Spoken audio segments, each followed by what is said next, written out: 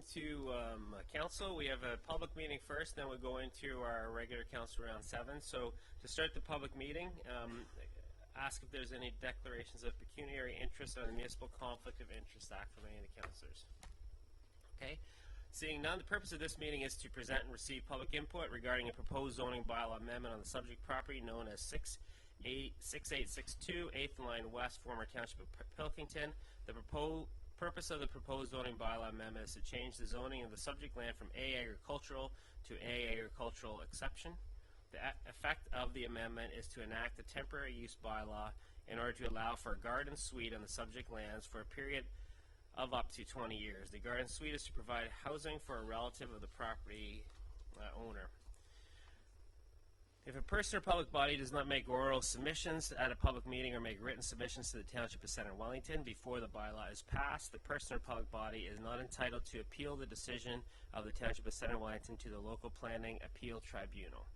If a person or public body does not make oral submission at the public meeting or make written submissions to the Township of Centre Wellington before the bylaw is passed, a person or public body may not be added as the party to the hearing of an appeal before the LPAT, Local Planning Appeal Tribunal, unless in the opinion of the tribunal there are reasonable grounds to do so.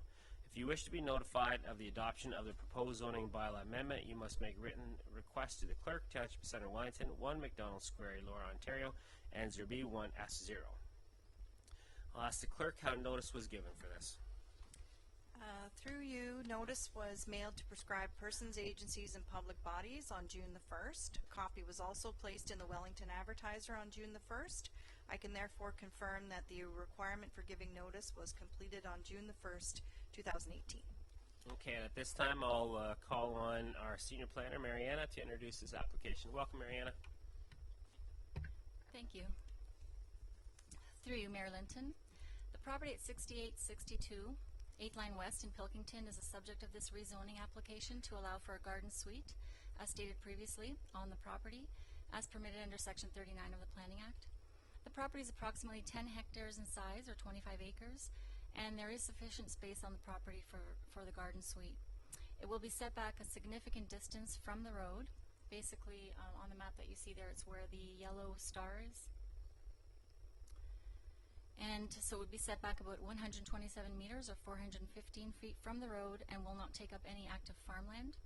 The current owners will actually be moving into the garden suite, which will take the form of a trailer that will be brought onto the property, and their family, their son, will be moving into the house to assist with running the farm. The size of the proposed garden suite meets the zoning requirements set out in the zoning bylaw and requires site-specific recognition for the location, being that it is slightly further from the house than what the zoning bylaw allows. No oral or written submissions have been received to date from the public. The county and the school board have provided comments with no objections to the application. Also, if there is no opposition to the application this evening, staff would be recommending approval at the council meeting later due to the needs of the owner to do this in a timely manner. And staff will be pleased to answer any questions. Any questions for Mariana? Is the applicant here to present? Do you have anything to present? Did Mariana cover it? Okay, and we have no delegations registered for this. Any questions from council? Okay, so thank everyone for attending, and let you know that council will be considering the zoning bylaw amendment at a council meeting immediately following this, and I call this public meeting adjourned. Thank you very much. Okay, so now moving on to our regular agenda.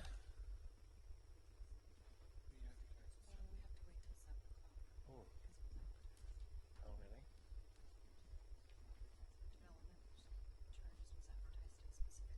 Okay, all of a sudden you guys have 10, we have to wait till 7 o'clock before we start this, so you have 10 minutes of free time to do whatever you want. We have to start at 7 because that's what we put in the papers to start, so that's we're going to have to adjourn till 7 o'clock. Okay? Recess till 7 o'clock, sorry, use the wrong word.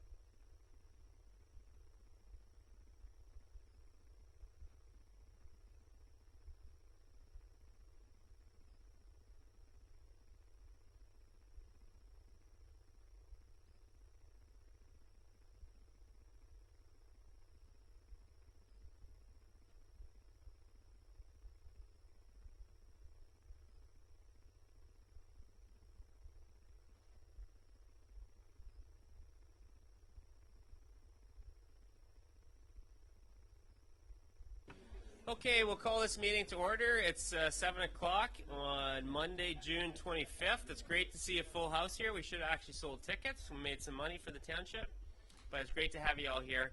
And we just finished the public meeting, so I'm going to ask the council again if there's any disclosure of pecuniary interest of any of the topics on our regular agenda. Okay, seeing none, we'll move on. We have presentations is our first order of business, section 4. I'm going to suggest that we flip around the 241 and 42 and have the introduction to our artist right now. So Beverly, if you could come forward and introduce our artist, that would be great. Welcome, Beverly.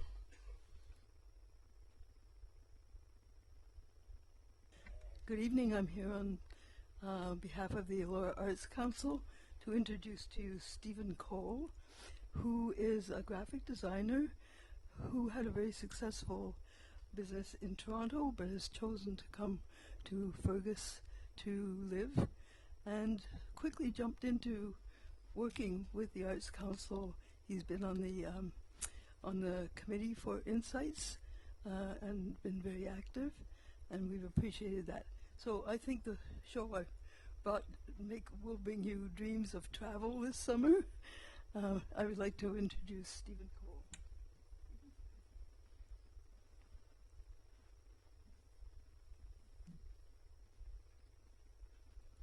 Welcome, Stephen. Thank you. Good evening, ladies and gentlemen of the council.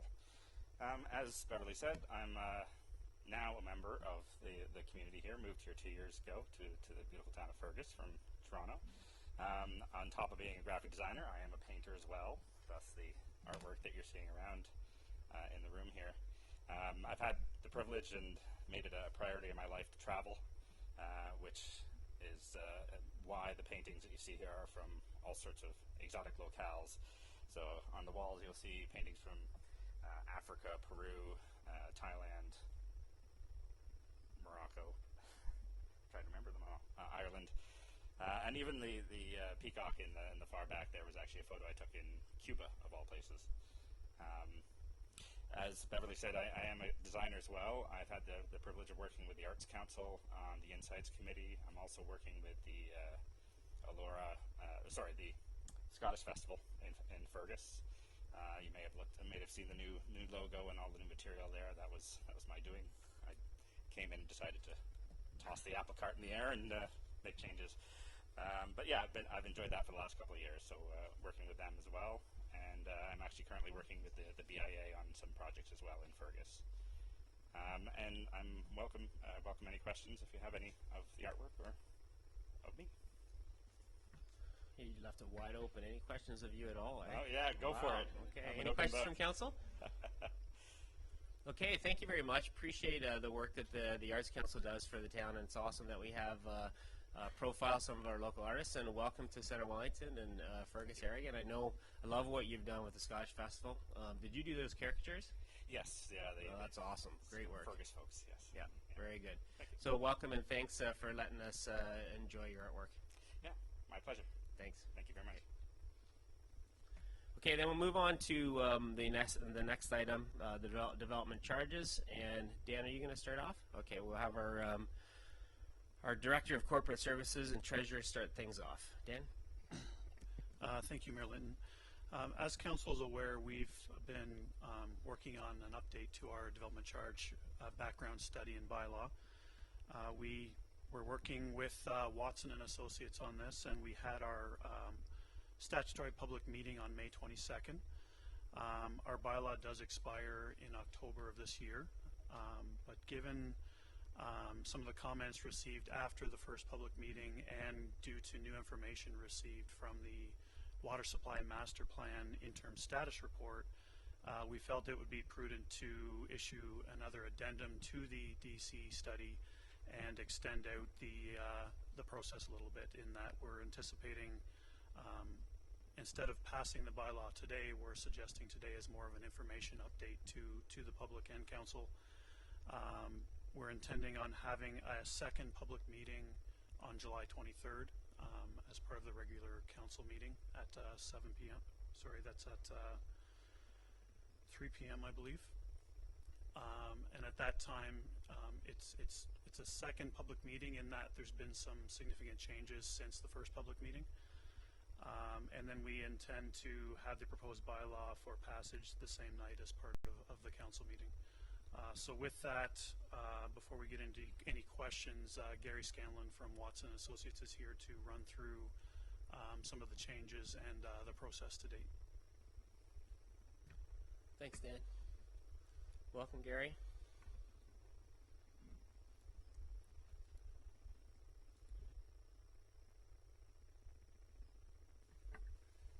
Pleasure to be back before you. I just have a very brief presentation, but I just wanted to summarize some of the adjustments that we've made. Just the timeline, and Dan's just adequately gone through to talk about the extension for one additional public meeting and then the adoption, which will occur on the 23rd of July. We want to just highlight some changes. I know one of the changes arises from a discussion that we had, well, not arises, but it's in follow-up to a discussion. One of the councillors had a question on the water. I just want to quickly highlight there was, first of all, one additional project that was missed. So a discussion with township staff, we added High Street from McNabb to York and added an additional $245,000 to the roads component of the charge. For fire protection services, there was we had debt charges that were included, but we understand that the residual of the debt had been paid off, so we didn't need to carry this forward. That amount's already been recorded through the reserve fund, so we didn't need to include it. With water, with respect to water and wastewater, as you recall, developers have undertaken a number of projects where they've constructed the water and the wastewater services. There was, so they get credits. We have to carry those amounts through in the calculations, so then the money's available to repay them. There was one particular developer where the amounts were recorded twice, so that was caught up, that was picked up subsequently. So we've just readjusted it to remove $237,000 for water and $109,000 for wastewater. And then the last one is for wastewater, for water facilities. This was the one I was speaking of, a discussion. At the particular point that we had done the calculations, we had looked at what we believed was the, and what staff believed was the remaining capacity that was in the well system, and so that from that we were looking at how much additional well capacity needed to be brought into the calculations, of which for the $7.5 million project we pulled in 10% into the calculations. At about the same time as we were doing that discussion, AECOM was completing their analysis of the water system, and they determined that the amount of capacity in the wells was much less. So we redid the calculations in conjunction with AECOM, and now we're going from 10% of that $7.5 million, and we're pulling in 54% of that into the calculation. So that's actually pulled in another $3.32 million into the calculations.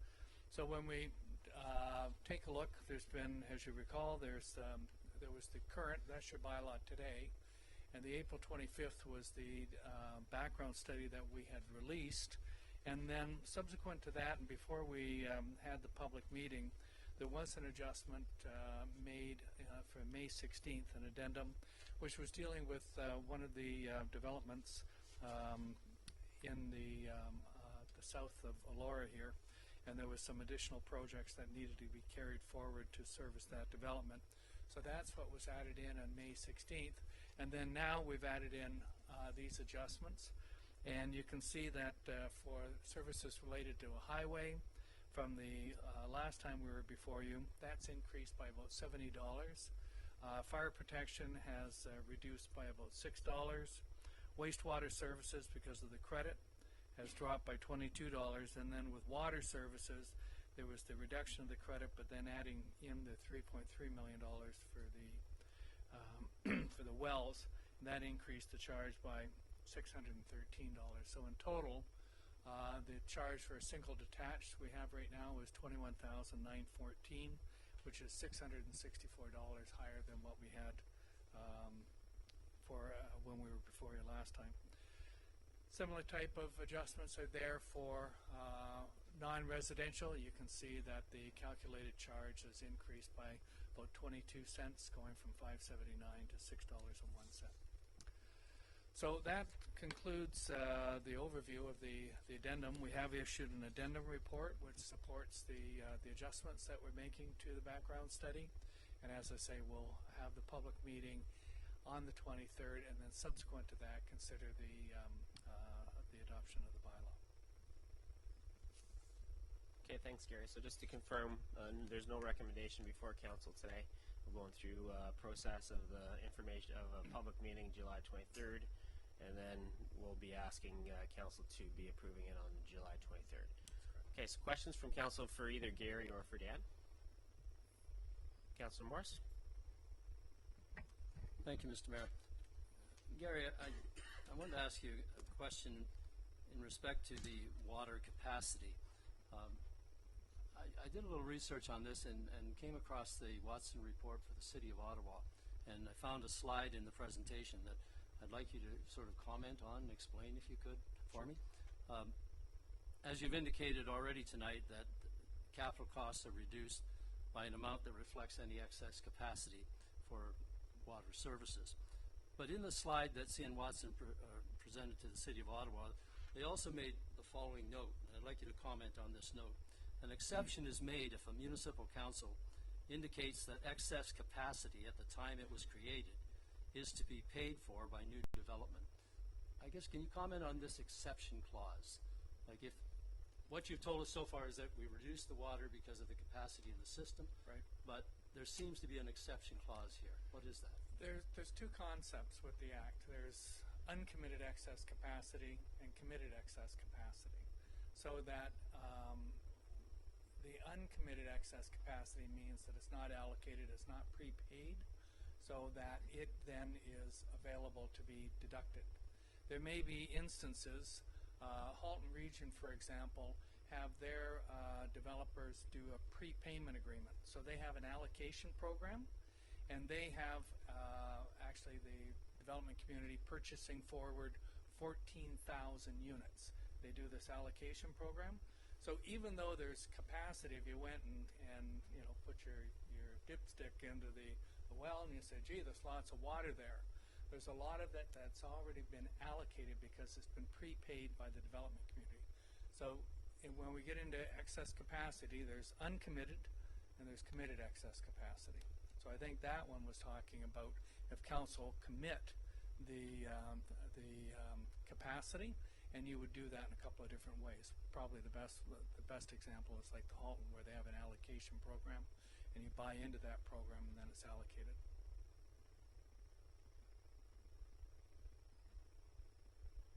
Anything else from council? Councilor Gitchers? On page 10, you give a summary and you indicate that we will be increasing our square footage from the 2013 study from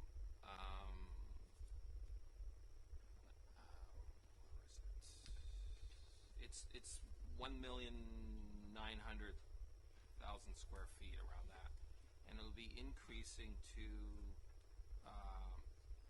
3,605,000 square feet. So there's going to be an increase in the amount of non-residential square footage. And then at the same time, we've just had the water report, and it's indicated that we need more capacity, and so therefore we need to pay for another well. So that's now, by the study, shown that that's actual a fact, not just was in the documentation last time. So my query is, how is it possible that in the slide for the non-residential, you talk about wastewater services, and they go up from the current to the May 16th, and now they go up. They actually go down for the June 19th, but the water services go down, like they just stay down. How is it possible that it kind of defies the laws of cause and effect? Like, how can you have more need for wastewater because people are using it, and it's obviously shown because there's an increase in the square footage, Right. and then at the same time, less water. Like, what goes in has to come out, and you're calculating the out, but you're not calculating the in. And so it defies logic. It doesn't seem common sense. From what we've provided for in the study this time for wastewater is, number one, we've got the Elora wastewater treatment plant, and that's been debentured, so we not only have the principal cost, but we also have the interest cost associated with that. And then looking at the capacity calculations, once again, there's the future Fergus. In order to achieve these numbers, we need to take a portion of the next Fergus expansion, so that's been pulled in. Now, if we take a look at a cubic meter of water or a cubic meter of sewage, in your particular case, and for most municipalities, when you draw from a well, water is normally less expensive to gain access to, and it's far more expensive to treat wastewater because you're discharging wastewater into rivers.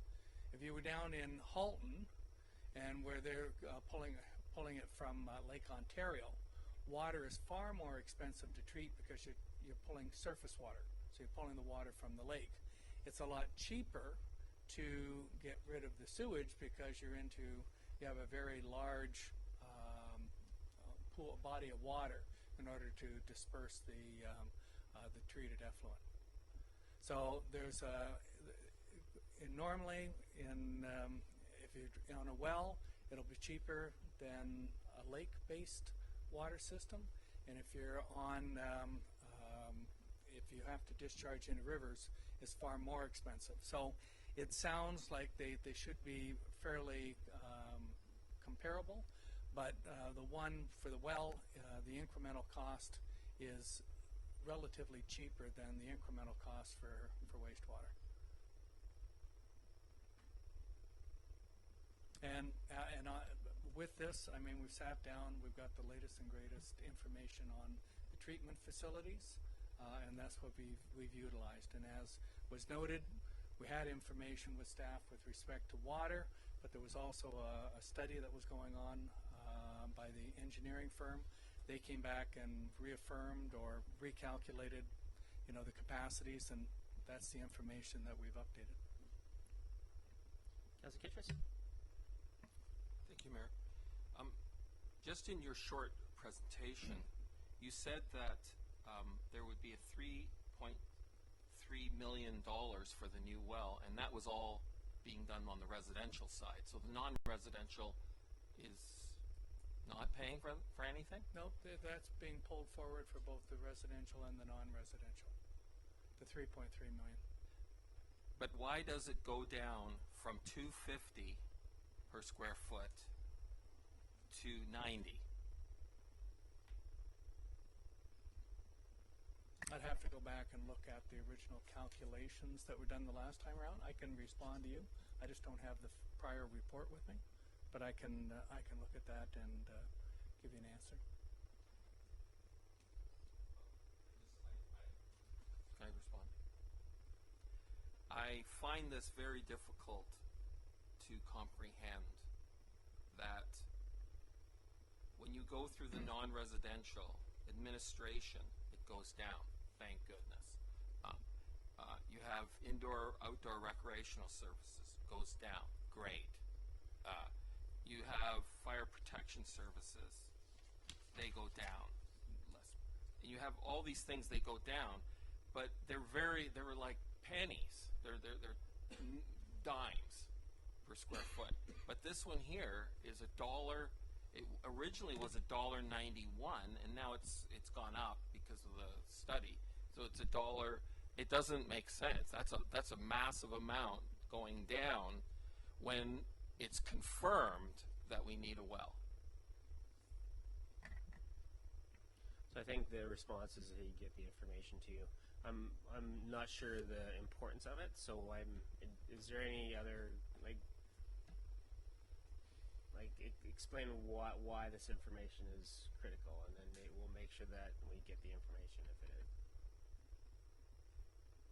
It's because we have to pay for a new well, and so the residents are paying for it, and the non-residential is not. And we don't have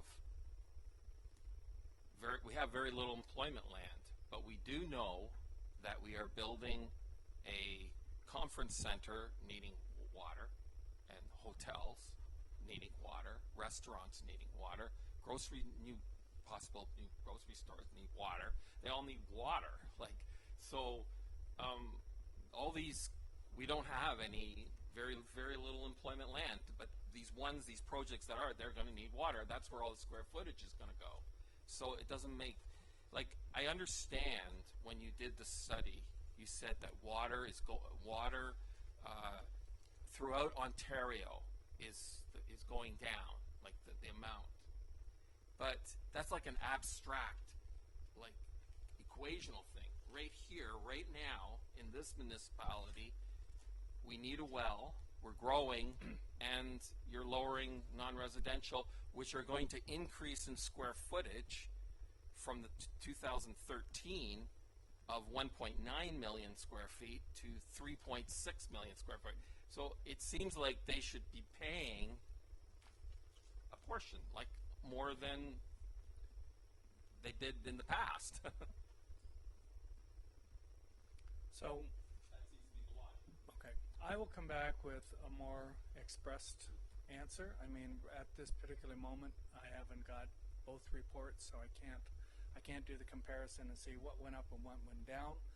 And I think it'd be unfair of me to take a guess and then be incorrect. So if I could have the opportunity, I'd be more than happy to provide you with that answer. Councillor Morse? Thank you. Gary, on page 17 and 18 of your report, the residential DC charge is going up by $1,812 from its current level. That cost, of course, is on new housing and passed on to the new home purchaser. The non-residential is dropping from $7.38 a square foot to $6.01. I sort of took those numbers and roughly calculated on a 10,000 square foot building. The DC charges are dropping from $73,800 down to $60,100. The optics look, just on the surface, that the residential home buyer is going to pick up the slack for the non-residential developer. Can you comment on that and put that in some perspective for me? Well, when we do the calculations for allocating the residential and non-residential costs, so we have the projects, we do all the netting down that matters we're supposed to address. We end up with a net amount, and then we must split it between res and non-res. So when we split it to res, we then divide it by the population to get a per capita. And we do a very similar thing. We do a per employee cost. Okay, so you get the cost per employee. If with the forecast there's more square footage, depending if it's commercial versus institutional versus industrial, you get different square footages for each one of those employees. So if it's commercial, you normally get in and around 400 square feet of space per employee. Institutional on average is in the range of 700. And then industrial, depending on the nature of the developments, can be anywhere from 1,300 square feet for that employee up to 2,000. So that maybe in part why we're seeing the reduction in the charge is more allocation going to those employees that have higher square footage. I need to double check on it so that I'd be accurate in trying to directly answer your question. So if we, even though we've got the same relationship between population and employees, if there's more square footage per employee being generated, that would obviously increase the or decrease the charge, because the square footage, when they have to go and pay, they're larger buildings and they'd be paying more for the number of employees that are actually going to be working within that building. So it comes down to per employee, and then we divide it by the square footages. So it's that conversion probably from the per employee. When we're doing the calculations for the well capacity, we're looking at consumption of per capita and per employee consumption numbers that are in the calculations that AECOM do. So they are embraced collectively, but I think the difference, and that's what I'll answer directly, is the expansion in the square footage. Councillor Kittrus? Thank you, Mayor. I'm familiar with that square footage for different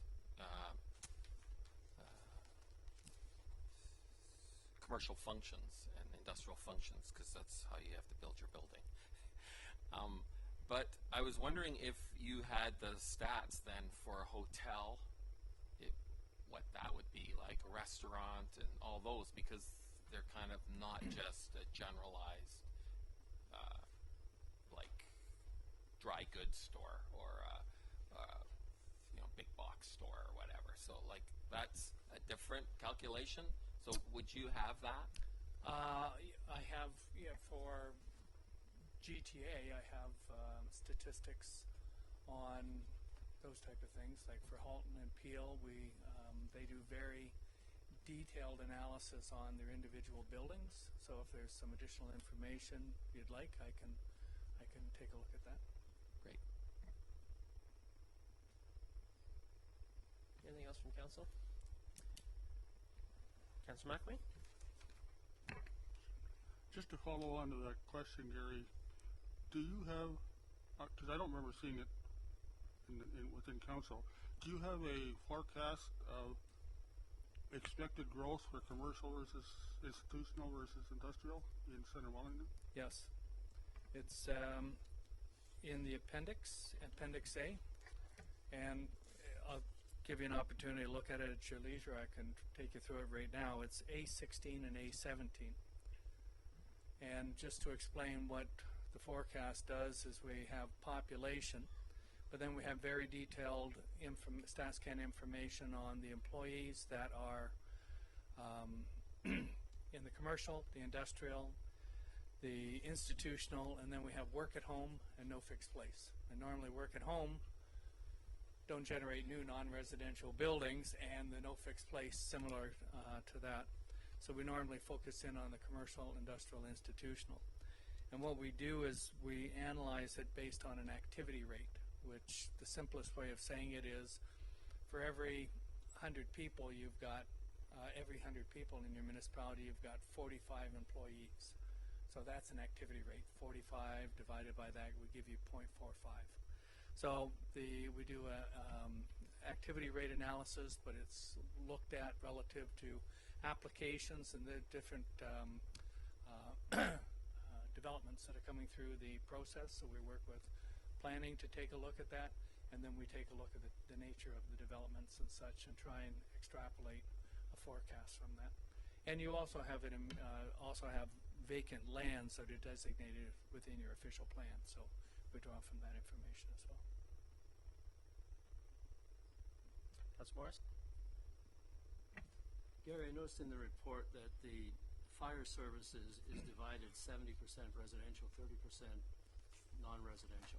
And when it comes to infrastructure and water and wastewater, it's 76% residential and 24% non-residential. Can you explain to us why the difference per service? Slight through you, Mr. Mayor, slightly different population and employment numbers. The fire service, as with roads, let's say, municipal wide. So we take a look at the total population and total employment for the total of the municipality for those forecast periods. For the water and wastewater, we're looking at the urban area that will be serviced with water and wastewater, and we have slightly different population and employment numbers. So that's what would drive the differences, why I would take a different percentage. Thanks, Gary. Anything else? Okay, thank you very much for the presentation. And again, no recommendation to council right now, and we'll go back to the public meeting. Thanks, Gary. Thanks for coming back again. Okay, moving on to 4.3, Mayor's County Council report. The County Council is this Thursday, so I don't have really anything to report right now. Starting with the council reports, Councillor McMahon, anything from Centre Wellington Hydro or Grand River Conservation Authority? No. Okay. Councillor Workman? Nothing yet? Nothing yet. I'm just getting used to saying that because then we'll pick it coming. Councillor Van Leeuwen? Nothing at this time. Councillor Kittress? Thank you, Mayor. We had our last farm safety meeting in the interim for the last report, and it won't be happening for 3 months, but we're preparing for all the fall fairs to have booths there. And so that's that, and the social housing is this Thursday, and economic development Thursday. Thanks. Councillor Morris? Thank you, Mr. Mayor. Unfortunately, the Victoria Park Senior Center board meeting fell on the same day that I was in Halifax at the FCM conference, so I can't report on the Victoria Park Senior Center, but I can tell you that the FCM conference was very, very informative and interesting. I would encourage members to go to the FCM conference because it's for all municipalities across Canada. The federal leaders were all there and spoke, and you got a chance to hear their thinking and their perspective on municipalities across the country. One interesting little thing that I did I never knew this before, but they now have street lights that have sensors on them that actually pick up the amount of snowfall that falls in certain sections of the municipality. And it's remarkable. They know where to send the plows when they get to a certain level of snow on the streets, and the sensors tell the public works column, do you know that? I didn't know that. Well, it's fascinating technology. I'm just amazed at what's out there, but I thoroughly enjoyed the conference. Thanks, Councillor Morris. Councillor Fisher? Thank you, Mr. Mayor. The Community Services Advisory Committee has not had a meeting since it finished its last McDonald Trust meeting, and we're familiar with the results of that. There's no regular meeting scheduled, I don't think, until August now, so they're going to take a bit of a break after their labors. There was a Heritage Centre Wellington meeting, obviously, earlier this month, and there's a number of items on this agenda, so that kind of shows what they were talking about. Thanks, Councillor Fisher. Section 5, I have a recommendation of the Council of the Township of Centre Wellington to confirm the agenda for its meeting held January 25th. Before we do that, though, I'm going to suggest there's going to be a little bit of a change. I'm adding a delegation to item 9.7. Carol Williams is going to be a delegation. So I'd like to ask for a mover for the recommendations to pass the agenda as amended. Mover for that recommendation? Councillor Kittress, seconded by Councillor Van Leeuwen. All in favor? And that's carried. We have 2 sets of minutes. Council meeting from May 14th, the council meeting from May 28th. Recommendation that the minutes of the council meeting held May 14th, 2018 and May 28th, 2018 be adopted as circulated. Move for that recommendation. Councillor Van Leeuwen, seconded by Councillor Workman. All in favor? And that's carried.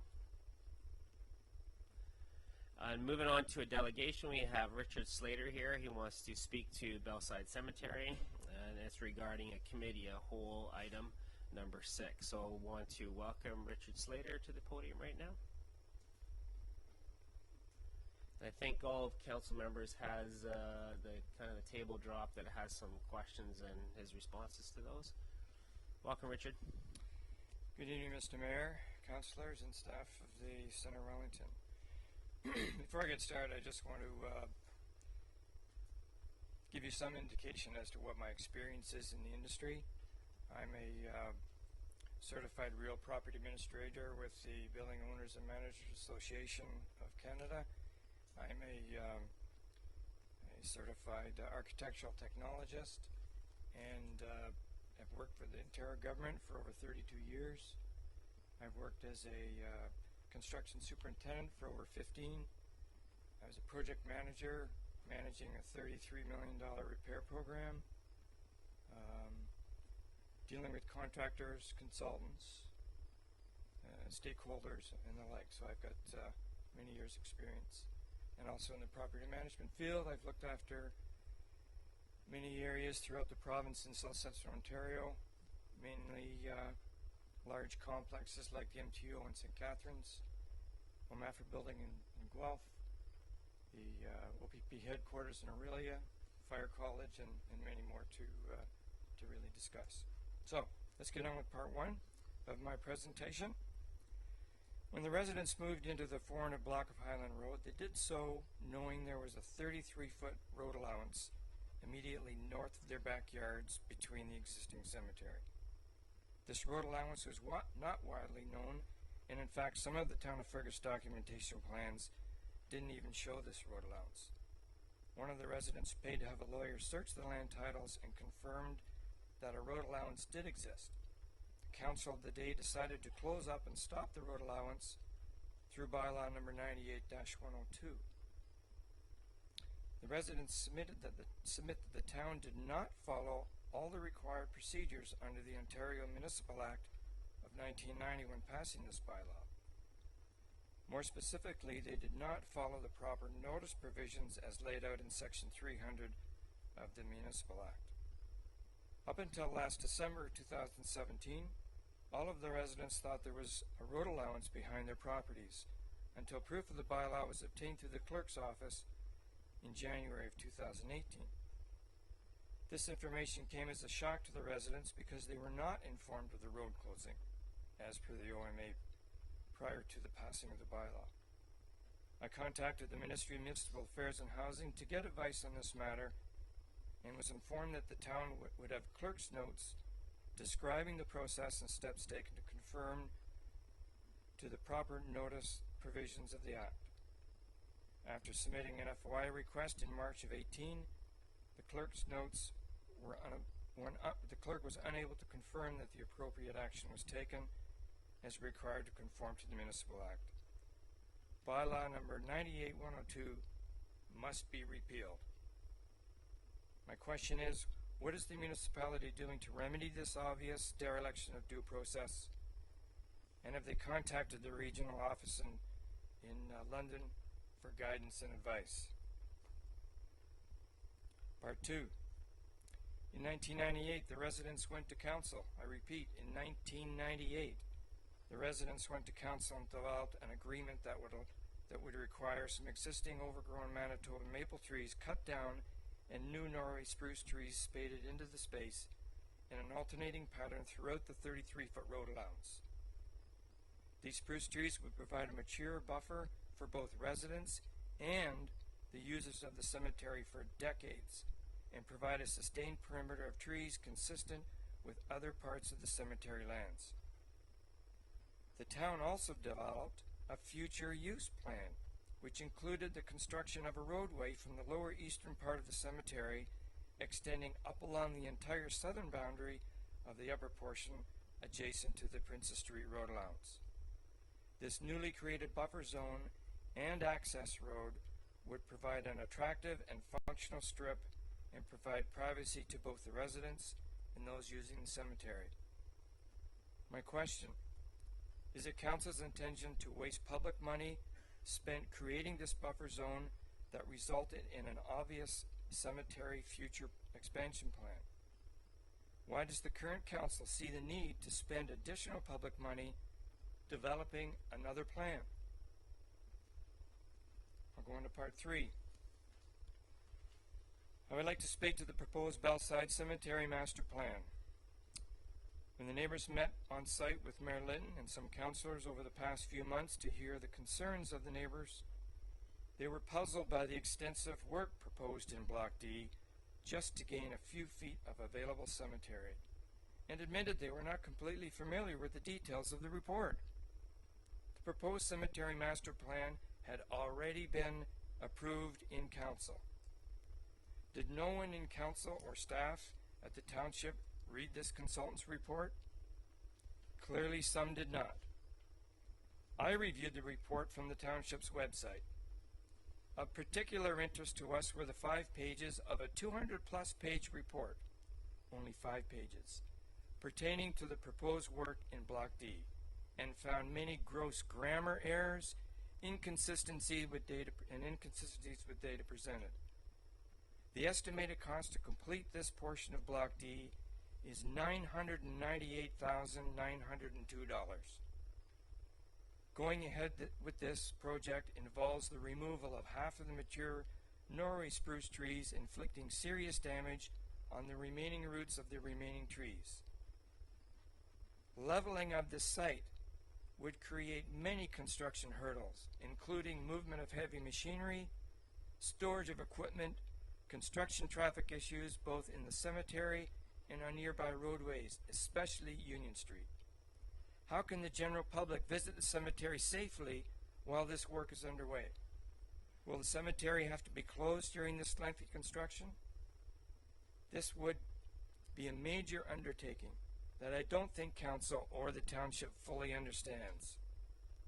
I literally counted the number of plots in the new proposed Block D preferred concept figure 38 and found 1,032 available plots. I then counted the number of full burial plots in the existing Block D from figure 1 of the report and counted 1,364 available plots, a difference of 332, with an estimated revenue of over $900,000. Questions then are, can council explain to taxpayers why spending almost $1 million on this proposed alteration is warranted, knowing there is already a future cemetery plan in place? Is council aware that moving forward with this plan is reducing the future revenue of over $900,000?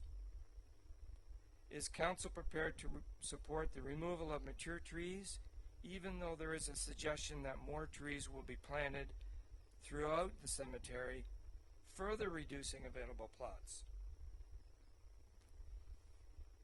In conclusion, I'm relieved that we've come together tonight to fix what is wrong with this issue. We've caught it just in time. Parts of the Hilton Landmarks report have been incorporated in recent alterations in the center section of the cemetery. The cost of preparing the proposed cemetery master plan is not completely wasted, but moving ahead with the remaining alterations in Block D is a gross misappropriation of taxpayers' money. If we proceed, we end up spending north of $2 million, consisting of $998,000 in project costs and at least $900,000 in lost revenue. Remember, of course, what we as municipalities get, only 23% of the tax bill that each resident pays, as it says on our property tax bills. This cemetery waste of nearly $2 million would require nearly $8 million of taxes to be collected from residents. If we retain the existing plan for Block D, we spend $0, and all future revenue can be directed toward developing a new future cemetery location. Cutting down on mature spruce trees is completely disrespectful and goes against all current education, including the preservation of our trees. Council needs to respect and conform to all statutes and acts mandated through the Ministry of Municipal Affairs and Housing, and repeal bylaw 98-102 immediately. I've spoken to the Ministry of Municipal Affairs and Housing and have received contact information on the Ontario Ombudsman for the Centre Wellington area and will pursue additional action if results from this matter do not get resolved to the satisfaction of the residents of Highland Road. As a taxpayer, it does not make sense to spend nearly $2 million on costs and revenue and lose 300 plots in the process. I would mention that the mayor ran as a big part of his past election campaign as a tax fighter.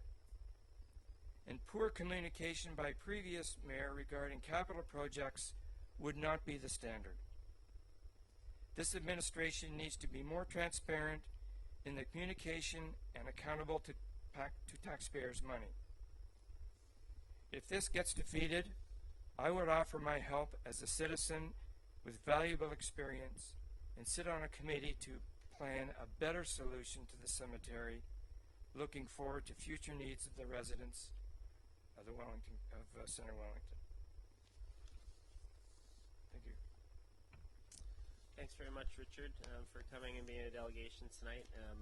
And Council will have the opportunity in our Committee of the Whole report to have a chance to discuss this further. So thank you. Thank you. Okay, moving on to report from Committee of the Whole. We have a report in front of us, and we have a recommendation there. We have a number of items on that Committee of the Whole. And Councillor Morris? I think maybe you're planning to do this anyway, but item 6, are we going to pull that out separately? You're requesting pulling out item 6 for sure. Any other items that we want to pull out? Item 6, pull it out. Okay. All right. So we will let's deal with everything except for item 6 then. So we have a recommendation that the Council of the Township Center Wellington approve the report of the Committee of the Whole, items 1 through 5 and 7 to 8. Move for that recommendation. Councillor Fisher, seconded by Councillor Van Leeuwen. All in favor? And that is carried. Okay, so now let's go back to item 6. And item 6, just for you guys, the folks that don't see this in front of them, this is, as you can imagine, this has to do with the Belsyde Cemetery. So we had significant discussion about this at the last Committee of the Whole. And I know that staff presented their report, and they have substantial work dealing with the residents, and councillors have gone out there, and I've gone out there to talk things through. And so it is, but we will pull it out and give all the councillors one opportunity to speak to this plan before we make a decision on it. So item 6, Belsyde. Council? Let's get a mover and a seconder first. Mover for that recommendation, 6, and then we'll have a discussion about it. Mover for 6, Councillor Workman, seconded by Councillor Van Leeuwen. And now a discussion on item 6, about Belsyde Cemetery. Yeah, Councillor McWayne?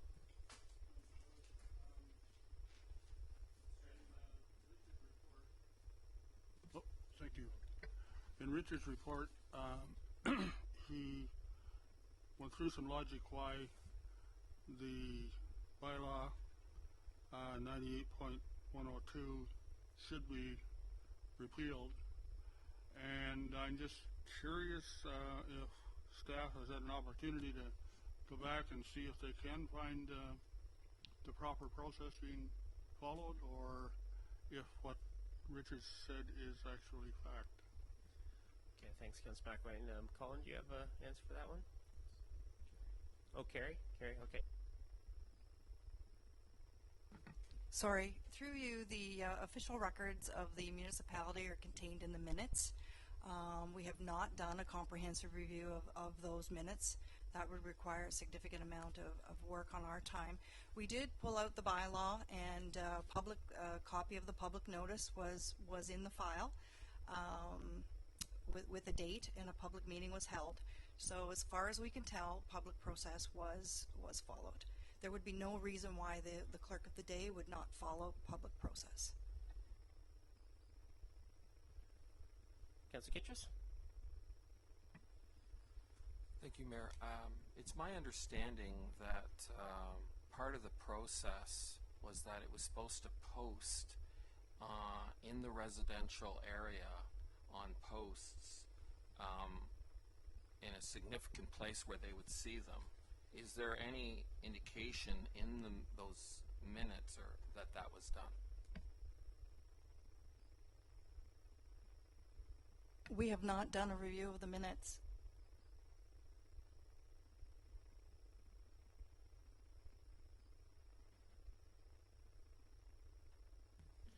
Not very good at sharing. Sorry, through you, we did not do a comprehensive review of the minutes. If council wishes us to do that, we could do that, but there would be no reason why the municipality wouldn't follow the requirements of the Municipal Act at the time. I might add that today there is no requirement for public notice.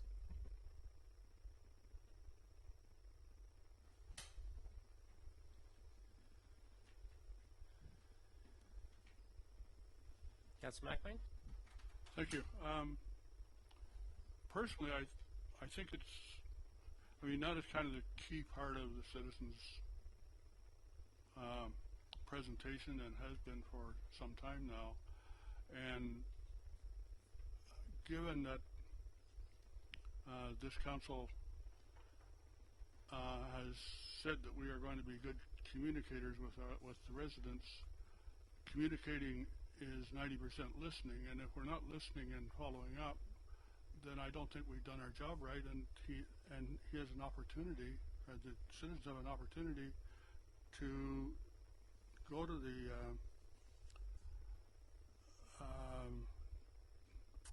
can't remember the name of the organization here, but anyhow, to follow up on this and question it and slow everything down. So I just think it might be make everything move more quickly if we are able to provide the right data. Through you, if I just could maybe clarify, the road allowance belonged to the municipality, and the bylaw was stopped up and closed with the intention that that land would then become part of the cemetery. That's what the notice indicated, and that's what is written in the bylaw, that the road allowance, or partial road allowance, I believe it was only 33 feet, was stopped up and closed, and the intent was to become part of the cemetery.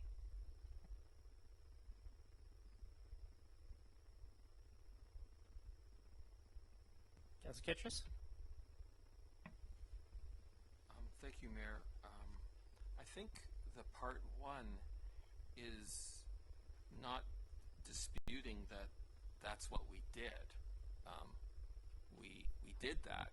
It's disputing that the process and the procedures weren't followed according to the Municipal Act, and that's sort of the gist of part one. That's my understanding of part one, and so we need to confirm that, and that sort of seems to be the crux of part one.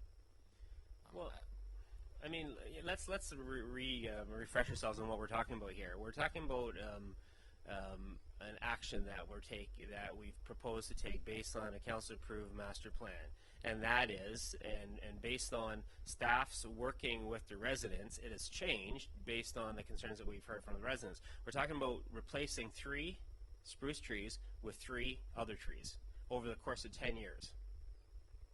So this is in line with our council-approved master plan. It's in line with our council-approved budget.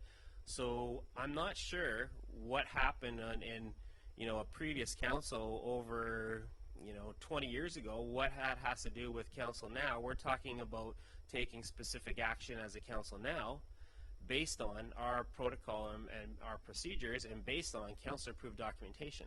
So it'd be nice to understand where council's mind is on this one. We're not talking about a massive change here. And this has gone around and around and around, significant amount of time right now. We're talking about replacing 3 trees with other 3 trees in the course of 10 years. And that is after significant discussion, significant listening to the residents, to the neighborhood group.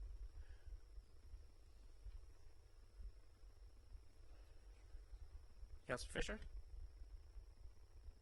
Thank you, Mr. Mayor, and I certainly take the point. I don't have a concern with, I guess, the plan and the master plan process that we did. As I understand the issue in part one, though, and correct me if I'm wrong, the master plan assumes that this piece of what used to be a road allowance is now part of the cemetery. That's a fundamental assumption of that plan. So the question is, the question that's been raised, is it a part of the cemetery legally? And I don't know if there's a question, like a serious question to that. We're told that there was a bylaw, and there was. We're told, and this is my question, I guess, to the clerk, there was a public notice given to that bylaw. Yes, I have a copy of the public notice in the file, which was given to Mr. Slater. All right, and the process, though, to give that public notice at the time, correct me if I'm wrong, would have been somehow involved in putting it into a paper of general circulation in the municipality. Yes. So it would have been in the newspaper. And my recollection of that section is it would have been in the newspaper more than once. Generally 2 or 3 consecutive weeks. Right. Has anybody thought to go and ask, would that newspaper be the Wellington Advertiser at the time, 1998? One or the other, which doesn't exist anymore. The Advertiser does. Has anybody asked the Advertiser if they have a record if it was published 3 times as required? If we don't have it or we can't find it in the old Town of Fergus records, and I can understand that too after an amalgamation, it might, and I put this to the delegation as well, it might be simple to prove, if someone simply checks with the Advertiser and says, go back to your records 1998, whatever the date of the bylaw was, and go 3 weeks or 4 weeks in advance of that and see if there was a public notice published in the newspaper. It seems to me that would answer the question. And then we would know whether or not this piece of road allowance was properly closed and is therefore properly incorporated into the cemetery, and then we go forward with the master plan. I put that out as a suggestion. It seems to me to be a simpler, rather than doing a complicated minute search, I understand that's difficult, or a document search, maybe there's an easier way to confirm this.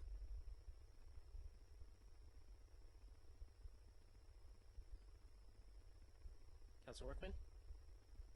Thank you, Mayor.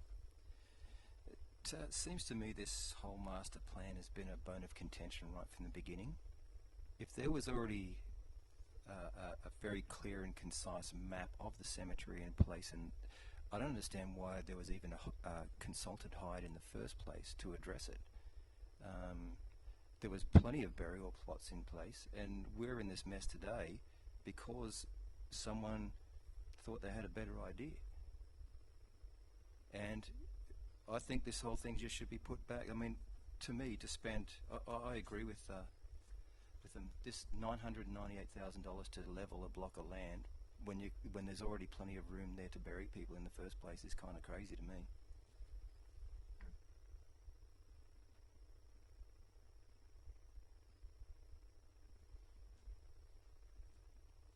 Councillor Kittrus? I guess I'll just make my final words here because we're going to be voting, I think, shortly.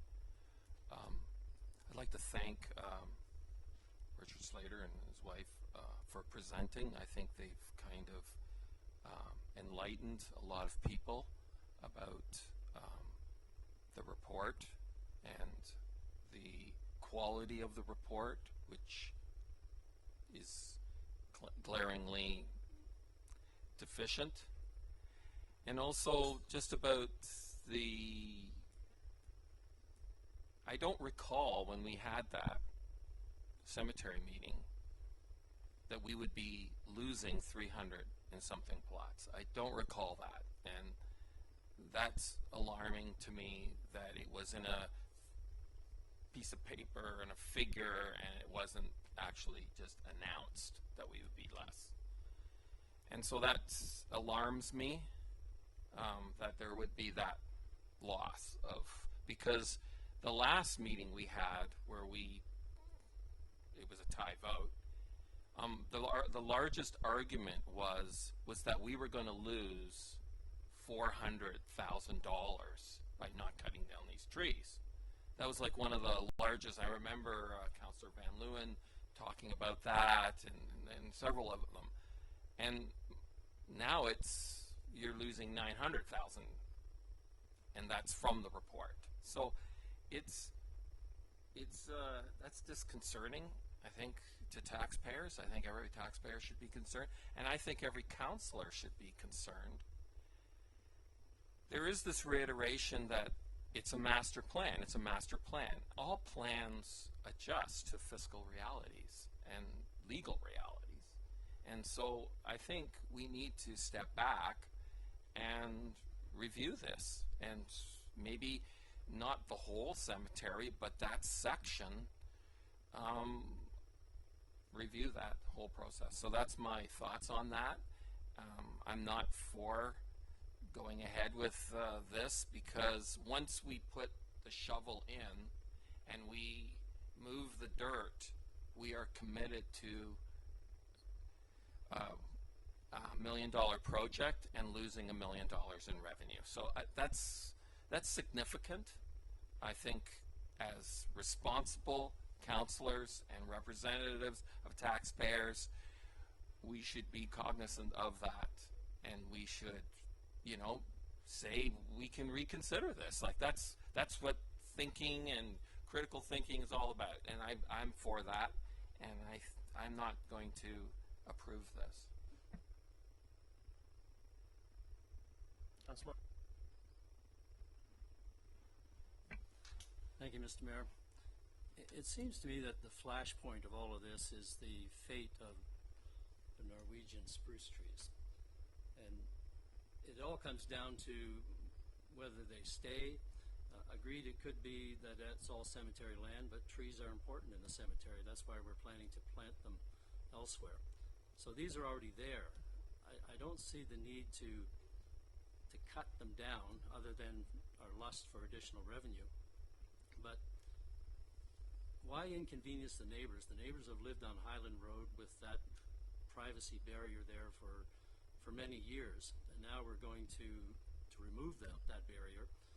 I walked by there today, and I looked behind the row of trees that faces out in the cemetery, and the second layer, or the second line of trees that borders the neighbor's backyard. Yeah, I can understand why Colin suggested that we should maybe cut 8 feet up from the ground, because most of them are dead anyway. And once you take those branches out, you've taken away the privacy of the backyards that back onto the cemetery. So I'm not sure why we have to take down the trees. That's and we're going to plant more trees. We've already got trees, and we all appreciate the value of trees and what they do for our community. As I said, the only reason I can see for doing it is additional revenue. But if what this report is calling for and saying that it's going to cost us money to do this, that doesn't make sense. So I'm a little hesitant to proceed with this recommendation based on what I've already said, but also based on the fact that there are some good questions here in Richard's presentation that I think need to be answered.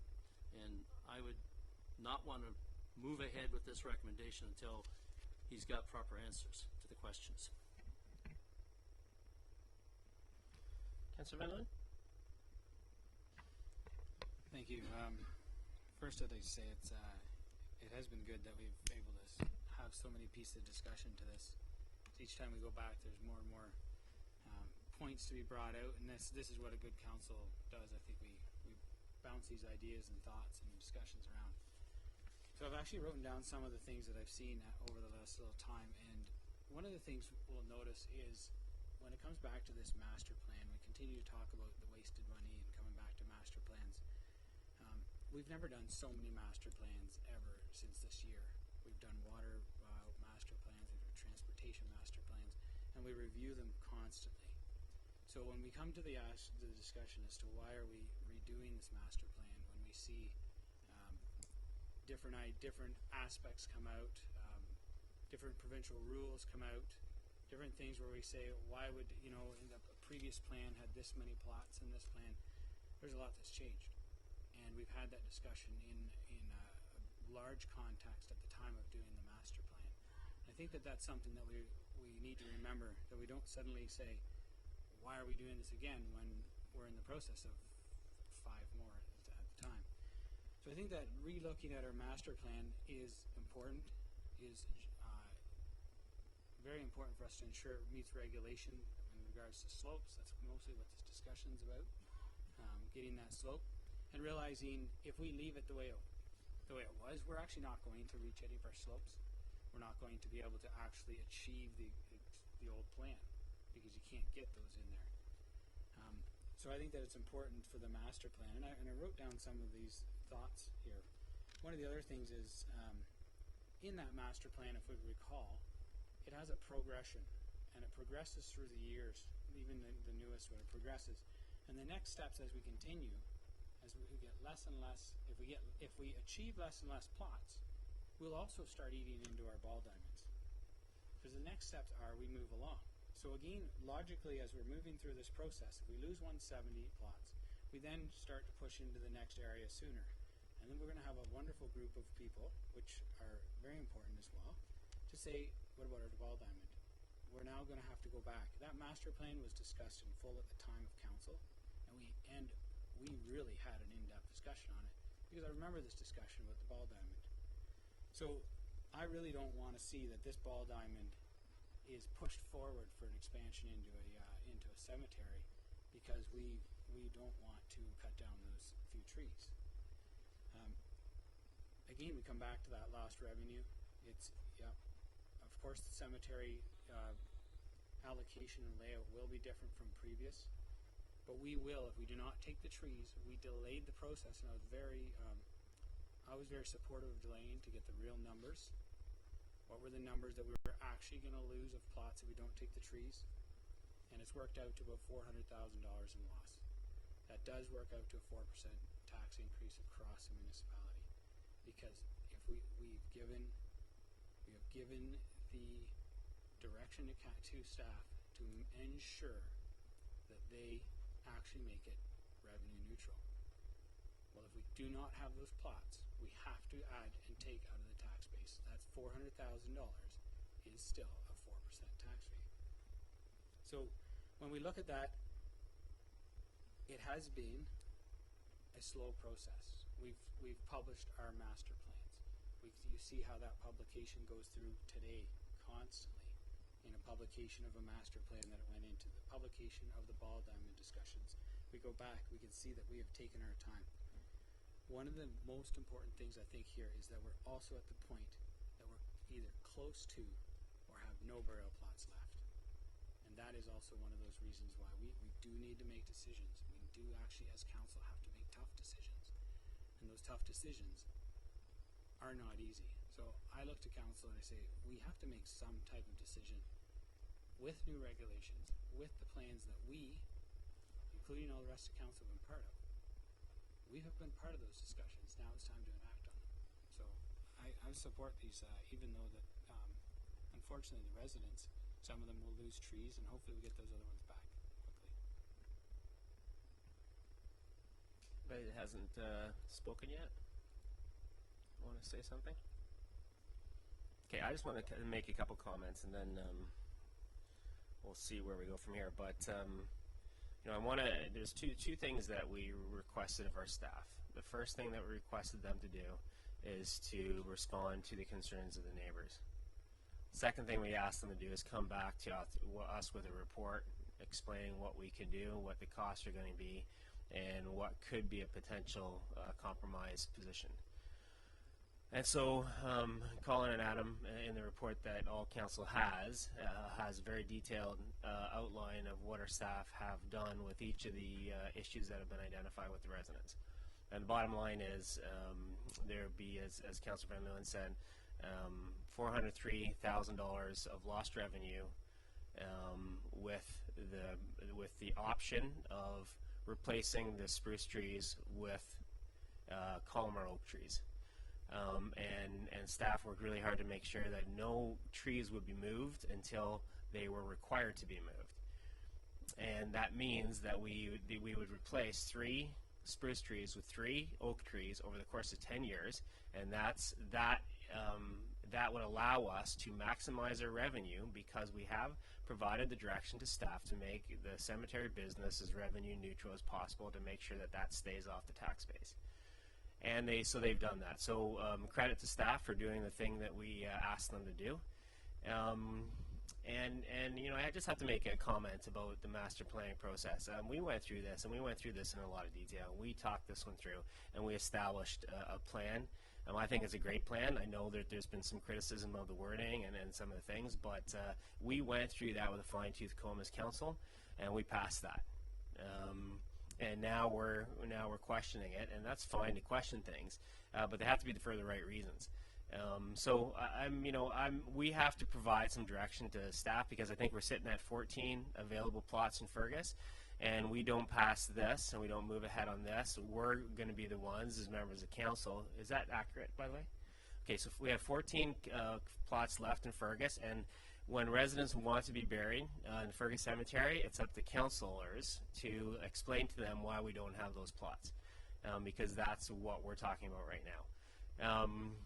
That doesn't mean to say that we can't make modifications, but until we provide direction to staff, that's where we're sitting, and we have to provide some direction to staff.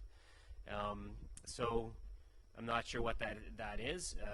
It's pretty clear to me today that this is not going to pass.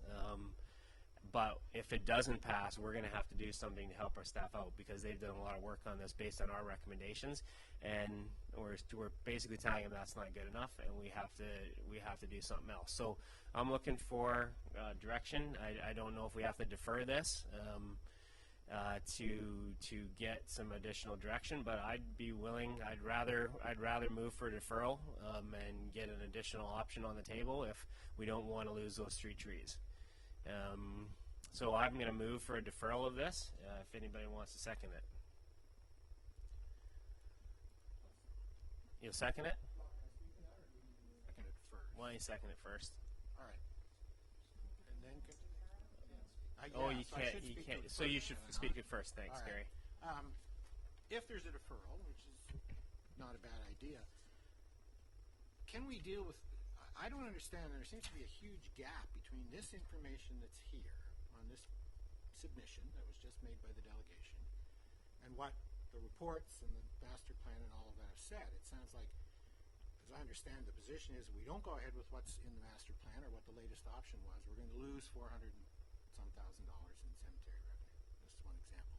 Whereas this is telling us if we do go ahead, we're going to lose $2 million. One says if we go ahead, we're going to lose plots, and yet the other one says we're going to have more plots. So could it be, if we do deferral, it seems to me what I would like is not spend a lot of time maybe going over a lot of the history of it. Can we just address the points here? Are they correct or not? There's allegations, I don't mean anything by that, but there's assertions in here about financial things, numbers of plots, and so on. Is that correct, or are they not correct? And harm on trees. We've heard of that. We have an arborist on staff, so presumably we know the answers to these things.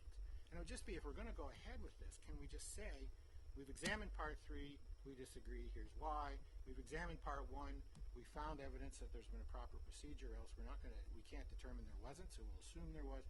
Just respond to what's been raised, and if we need a week or so or 2 to defer to do that, it seems to me that respects the questions that have been raised and still gives us a chance to move forward on a basis that we all understand. There's things that are stated in here that we should be able to respond to, I would think, relatively quickly, and say yes or no, we agree or we don't. And then if we don't agree, we go ahead. If we do agree, then we decide on changes. But we're left with here, at least I am, saying, okay, there's certain things that we've said going forward in the plan and the reports and so on. There's certain entirely opposite things that are being said in this submission. Where do the facts come down? Okay, so if there was a deferral on with the reason of clarifying the discrepancies between the staff report and the delegates report, so that we have a certainty what we're getting into, would that help? Councillor Van Ryn? Thank you. It may help to actually have it written on paper, because at the last meeting we did ask those questions, and one was, I believe Colin said that even though it was on the previous master plan with the numbers, they knew it was an unachievable number. I remember that. We also, did we not hear from our arborist where he said we would be able to look at the roots, and it was confirmed that that the damage to the trees was not. So I think that as we've gone through this process, and I think that's where I struggle with these things. Yes, there are numbers there, but those numbers were confirmed that they were unachievable at our last meeting. We've had our arborist at the last meeting, so I guess I'm okay if we want to just defer it and put it onto paper, but I feel like we've asked a lot of questions from our staff. We've received answers, and maybe if it's put down on a piece of paper in a consecutive order, then we can remember them and go forward with that. I'm okay with the deferral, but we do need to actually move forward so that we can actually have burial plots, and I think it's very important. Councillor Morris? I appreciate what Councillor Fisher had to say about answering the questions on the delegates' presentation, but I do think it needs to go past that. I think it's time for staff to have another face-to-face meeting with the residents on Highland Road, and together work with them to find some common ground on this whole issue. Anyone can draft a report to answer these questions and direct it however their arguments are being formed. But I really think another discussion with the Highland Road residents is important. We haven't talked to them since last year in the fall. Lots of reports and things have been generated since. Sit down and talk to them. And you heard Richard's qualifications. I mean, he's a smart guy. He knows what he's talking about. So have a dialogue with him and see if you can solve some of these issues.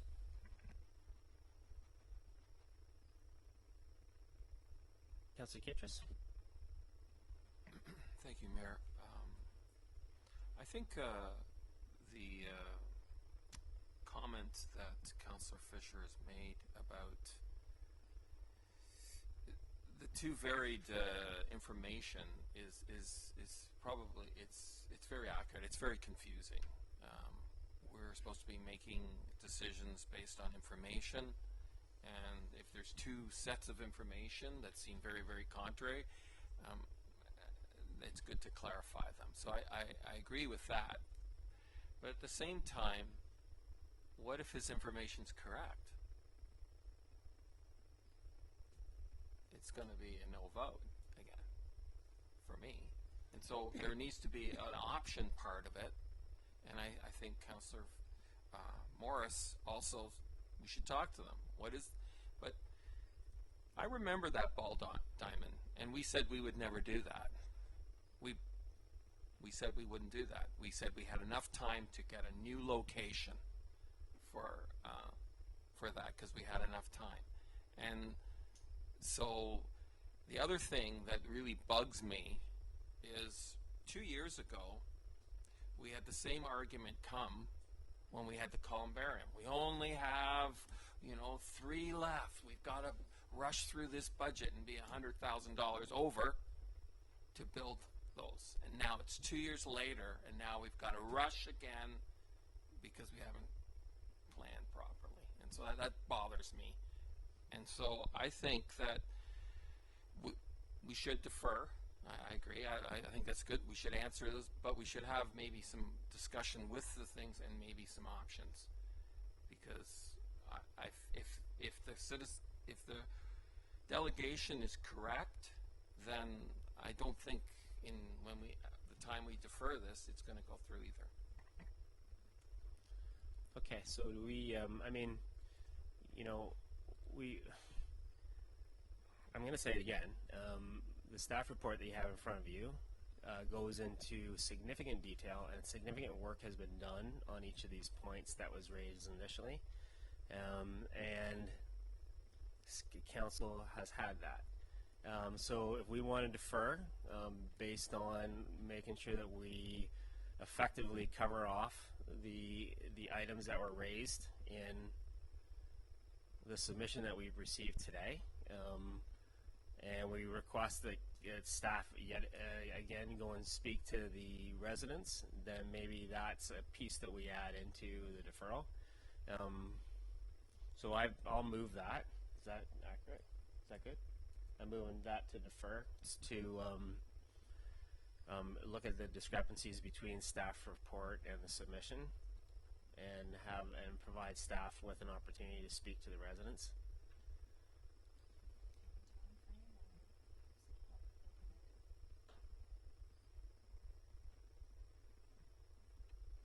Well, I'm cognizant of how much work our infrastructure guys have right now on actually building bridges.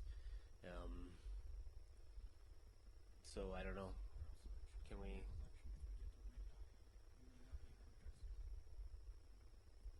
So is July council?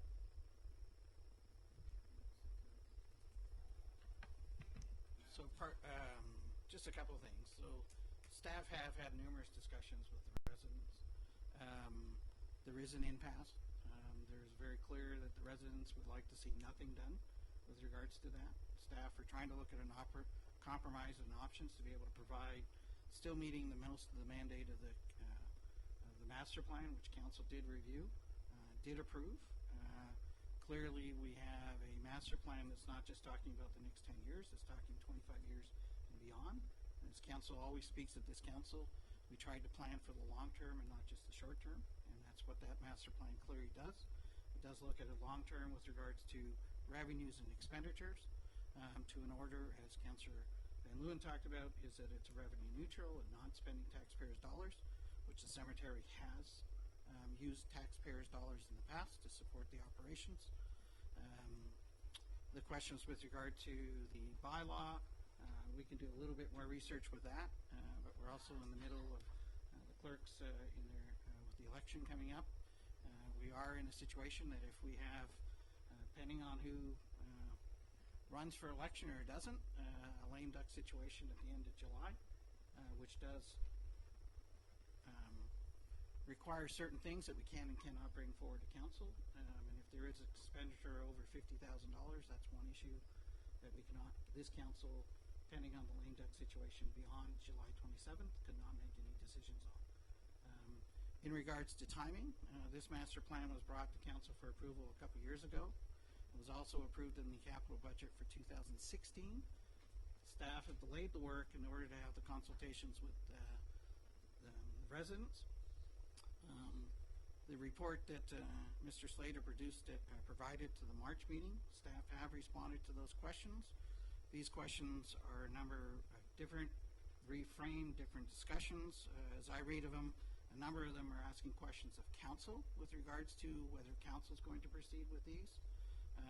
The argument with regards to revenues, Colin and Adam clearly responded to that. We believe there's a misinterpretation of some of the figures that are being reviewed with regards to the old original Plot D plan versus the new existing Plot D plan. And so there are a number of pieces that these questions are similar types of questions, but asking them in just a different framework in regards to the bylaw.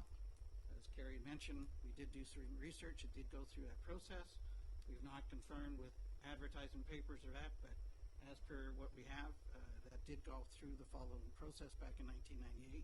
It will be very difficult, I think, as Councillor Fisher mentioned, with regards to it prior to amalgamation, the records, and trying to find those records with regards to the bylaw. But the township did own the property previously. It was township property. It's not in dispute whether we own the property or not. It's just the use of the property at the end of the day, and we are looking at that long term. Council still wishes for us to look at that. At this stage, looking at our workload, I can't say we can have everything ready and prepared back for July 23rd council meeting. And then after that, after July 27th, depending on whatever the options are, we may be limited in what council can approve beyond that, pending the election and who is running and who's in running. So why don't we just say August, and then I would just say August, and then if you can do it in August, do it in August. Otherwise, we just wait. Councillor Fisher. That's an option, and if that's the will of council, that's good. I think as far as I'm concerned, maybe it's asking a little too much to engage in further discussions and consultations given the history, but I think that would depend on the answers we got to these questions. If it was very clear, a simple written response to these questions, and by the sound of it, there are responses. By the sound of it, it's in the material. Call it out, make it simple, and it's more of a communication piece. Yes, it's communication to us, but it's also a communication to the public. People will put together this. People will see this. If we have an answer, from my point of view, that's all we need to do as a first step. And if that can be done by July, it seems to me, depending on the answers get, then you may want to go into a larger process. You may want to revisit the whole thing, or you may not. in which case we would be able to prove the resolution that we've all done, which absent any shocking new information, we've agreed to the report that was given, the option that was presented, the master plan, and so on. So it would take some substantially different information to change that. And I think just to answer these questions, that's all you need to do by July, then we go from there. And if the questions are answered to our satisfaction, we can advance the process. And if they're not, then you may be into something like further consultation. But I take the point. I think up until now, consultation hasn't been really consultation because it's impasse.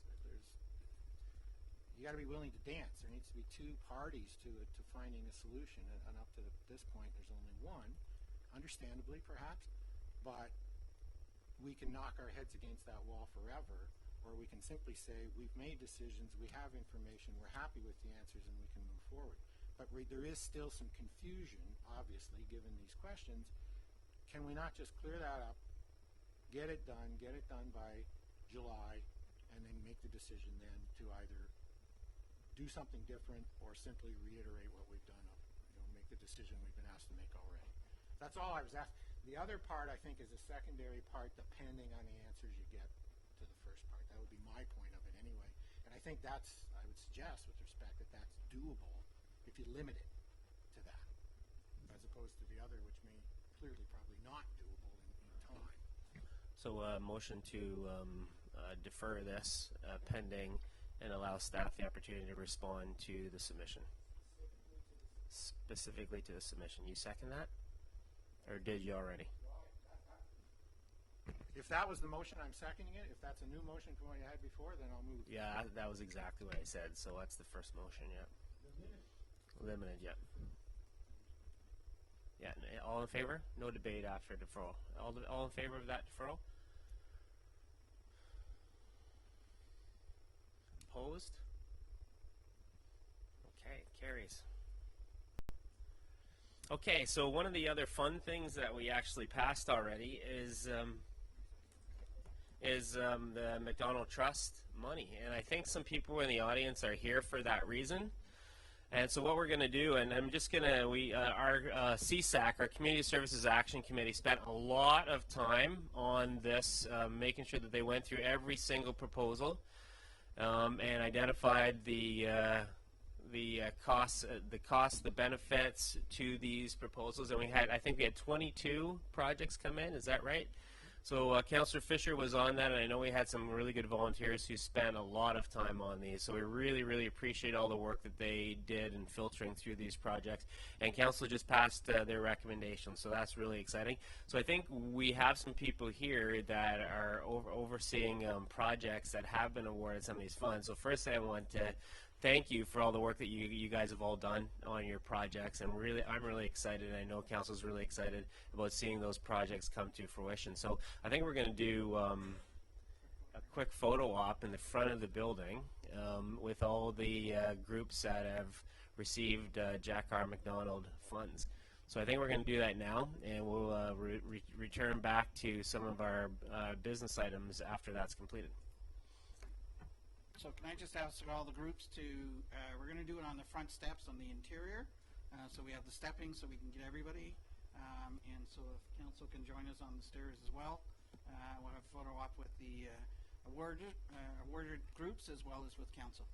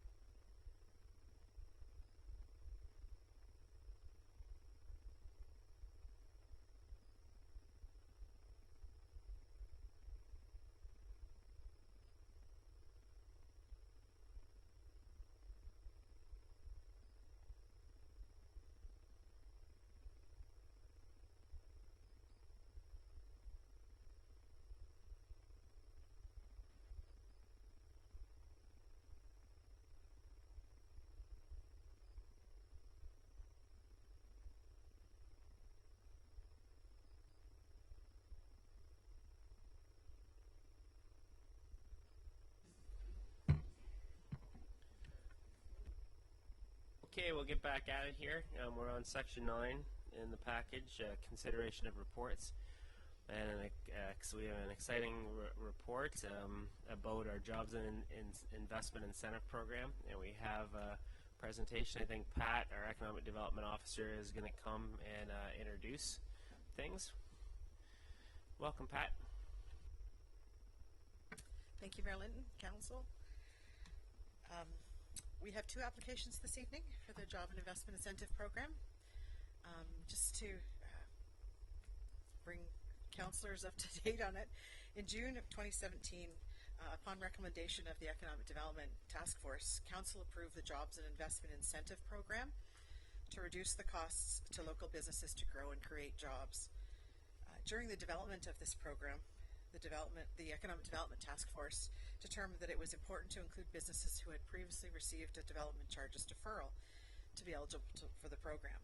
They felt that the request for a deferral was an indication that development charges, for a variety of reasons, were proving to be a barrier to growth and expansion for some businesses.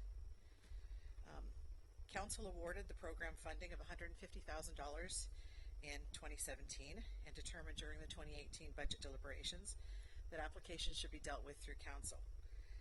There's approximately $111,000 still in the fund, and if Council approves the 2 applications tonight, that would leave about $77,617 in the fund.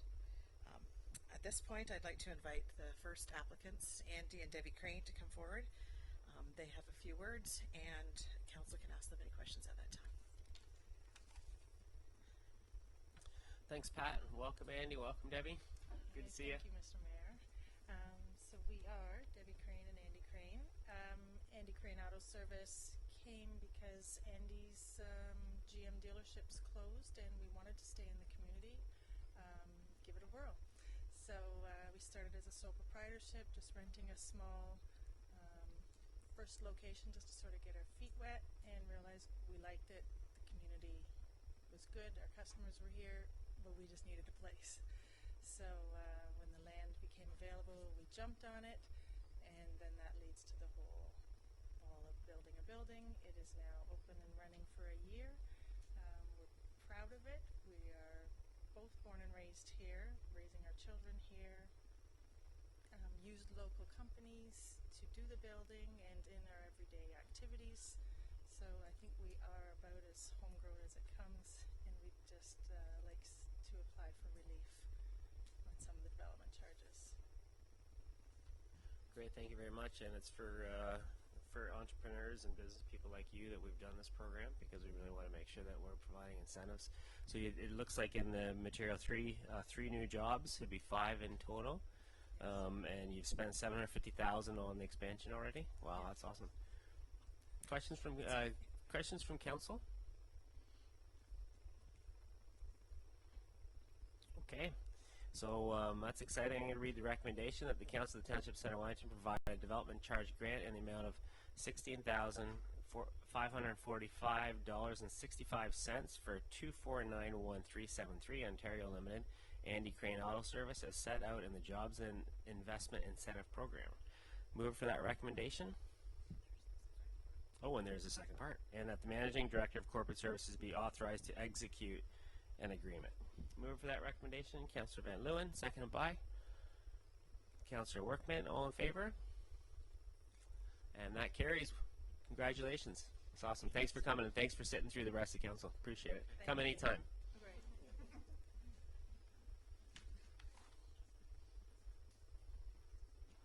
Pat, round 2. Round 2.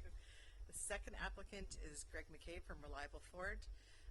Greg, several years ago, built 3,750 square feet of new service space on his business, and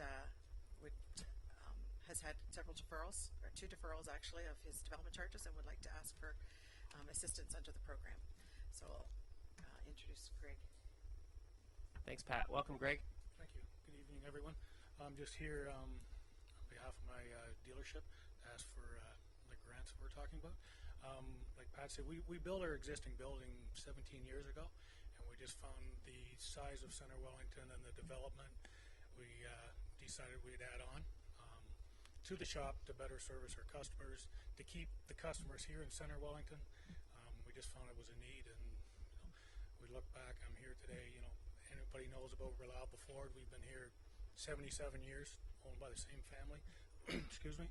So did a lot of things in the community as well. Got a lot of things back from the community. But give a lot of the hospital, the arenas, hockey teams, baseball, soccer. So been here for the long run and have no intentions of going anywhere. So thank you. That's good to hear, and that's awesome. I love having you in the community and all your support for the community. So, if I read the application right, 6 new jobs. You spent $600,000 on your expansion. Yep. That's great. Yep. Any questions from council? Okay, I will read the recommendation. That the Council of the Township of Center Wellington provide a development charge grant in the amount of $16,837.50 for Reliable Ford Limited as set out in the Jobs and Investment Incentive Program, and that the Managing Director of Corporate Services be authorized to execute an agreement. Move for that recommendation. Councillor Van Leeuwen, seconded by Councillor Workman. All in favor? And that carries. Congratulations. That's awesome. Thank you. You're done? Okay, thanks, Pat. Appreciate your work on that one. Okay, we're moving on to 9.3, partial demolition notice. And this is what we have. Oh, that's another one. Okay, and I'll welcome Mariana. Thank you. Through you, Mayor Linton. The report before you is regarding partial demolition notices for 3 listed properties listed on the Municipal Heritage Register. As they are listed, they require to give council 60 days notice of an intent to demolish all or part of the structures on the property. The ones before you are that were received for 129 Garifraxa Street East in Fergus. That one is for a detached garage. The second one is 547 St. Andrew Street West, and that's for front and side porches. So there's just some photos up here if you would like to take a look. Sorry, the one before, can you go to? So that's the first one, the detached garage at 129 Garifraxa Street East, a later garage, not considered to contribute to the heritage value of the property. So the second one is 547 St. Andrew Street West, and that's the front and the side porches. The porches do contribute to the value, but what they're doing is basically removing the front porch and reconstructing it as you see it in the same style and putting back all the heritage elements that are on it. It's just in very poor conditions, so they're reconstructing it. And the side porch that you see there is just going to be reconstructed with a 2-story addition in a very similar style, so it will be in keeping with the heritage design value. And the third one is 56 Colborne Street. That was a little more difficult to see there, but it's just for the attached garage and breezeway at the side of the house, and it will be replaced with another double car attached garage and breezeway. So these all went to the Heritage Committee at the June 12th meeting, and there was no objection to any of them, so staff's recommendation is that they be permitted to be demolished. And I would be happy to answer any questions. Any questions from council?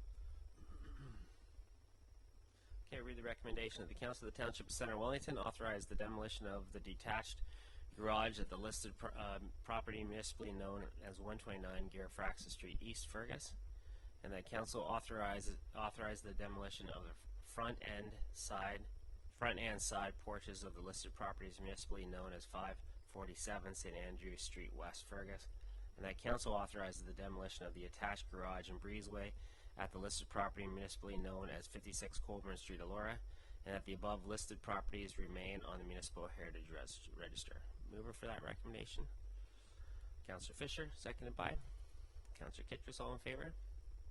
And that carries. Thanks, Mariana.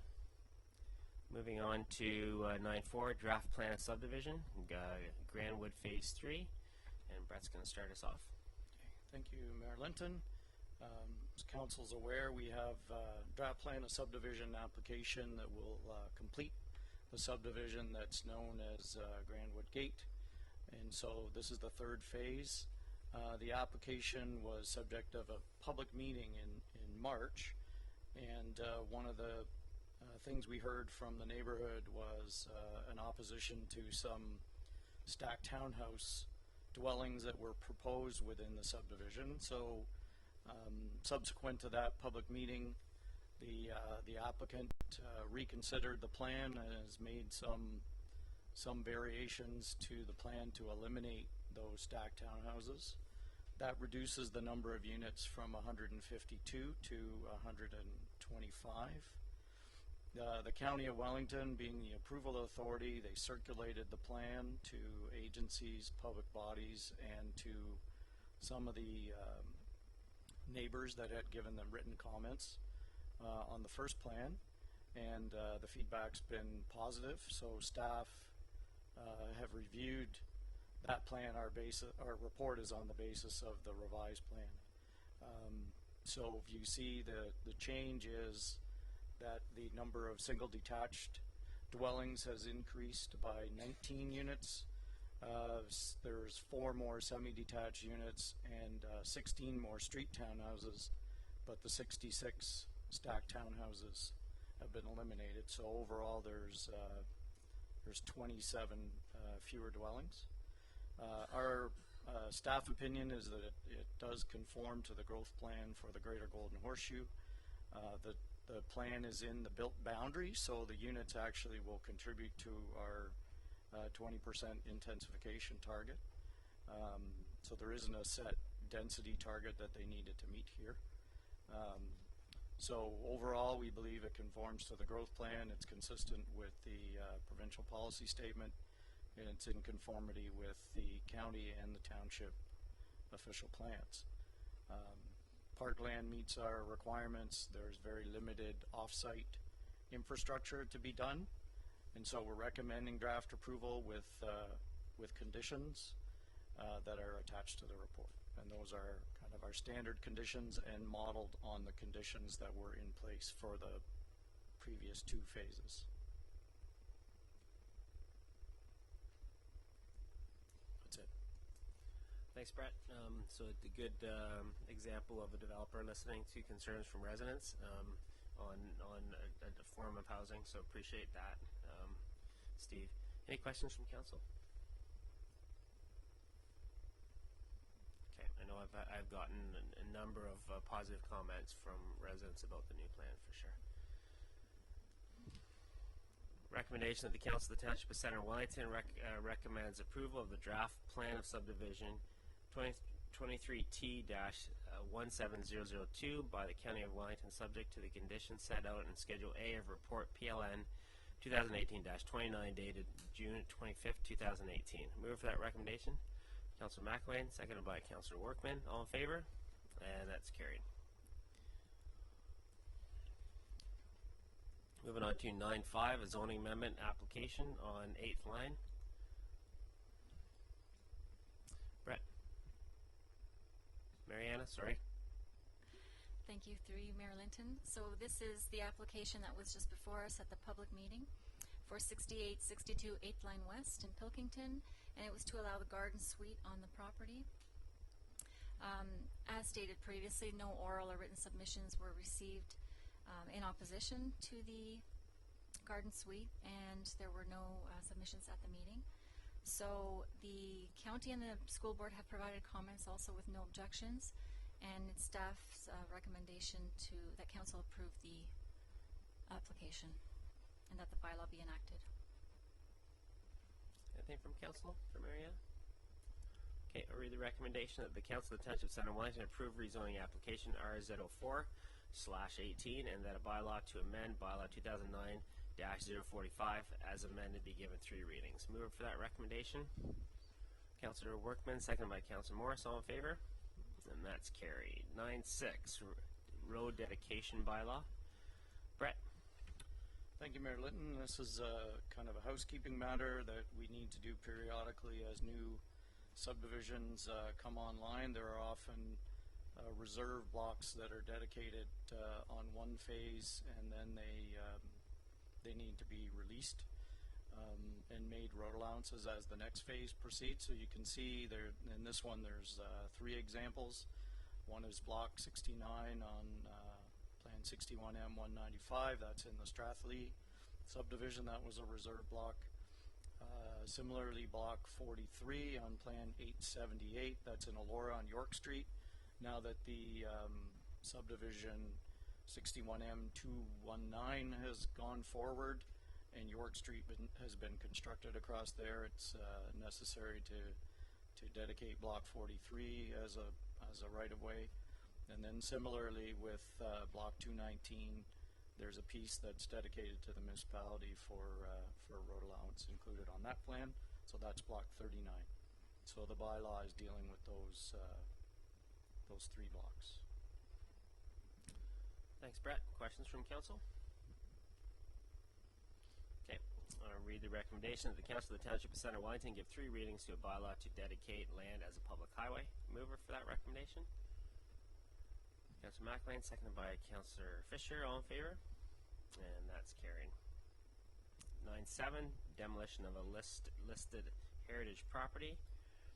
Should I do that? And we have a report, and we also have a delegation for this one. Is that right? Okay. Okay. So, Mariana, do you want to give the report first?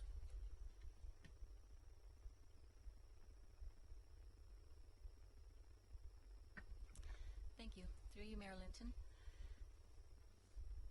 Notice of intent to demolish was received regarding 645 Perry Street in Fergus. It was received on June 12th, I believe. The executor of the estate of the property submitted the notice of intent to demolish, and this is based on a conditional offer to purchase. The potential purchaser and agent are in the audience tonight and can speak to it if there are any questions. The property is located on the west side of Perry Street, as you can see on the aerial map there. It's a large parcel that is actually, it consists of 3 lots of record with 1 municipal address.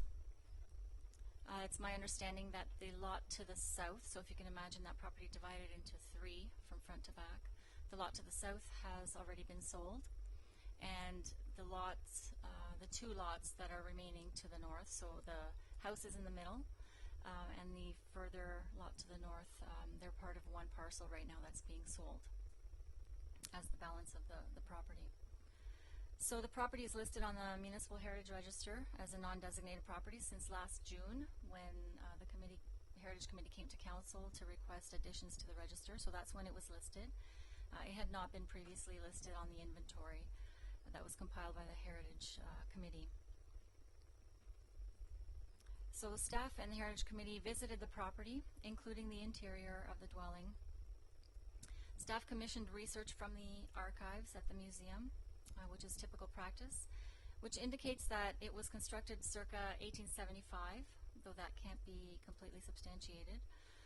While it has some heritage value, given its age, staff and Heritage Centre Wellington do not feel it's sufficient to warrant designation at this time, as it is not a unique example of this style or type of dwelling.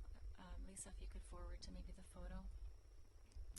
It's not considered a significant landmark and does not relay significant information in itself about the town's development through significant owners based on the research that we received. A more thorough review of the heritage evaluation can be found in the staff report before you. This matter was placed on the agenda for the Heritage Committee on the June 12th meeting and discussed publicly, and there was not any public opposition or additional information presented at that time, and the staff report was based on that. After visiting the property and reviewing the research, staff's and the Heritage Committee's recommendation is that Council approve the demolition, as there is insufficient historical evidence to oppose demolition through designation. And that's staff's recommendation at this time based on the information we have. Thanks, Mariana. I'm going to let our delegation, we have a delegation for this, so Carol Williams, I'm going to let Carol Williams speak to this, and then if there's any questions for you, Mariana, it's probably good to have the delegation go first because you might want to respond. Council might have some questions about it. You're going to help set things up? Okay. Welcome, Carol.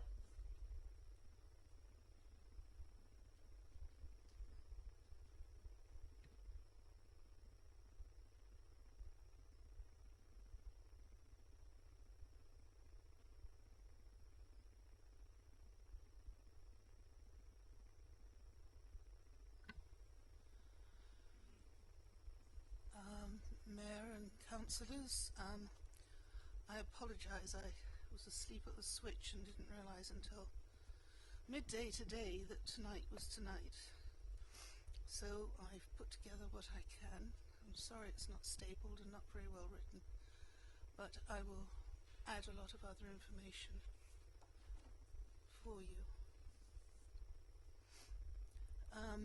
Most of this information has been provided by Pat Meston, who, as you know, is a local historian, and had I time to make copies,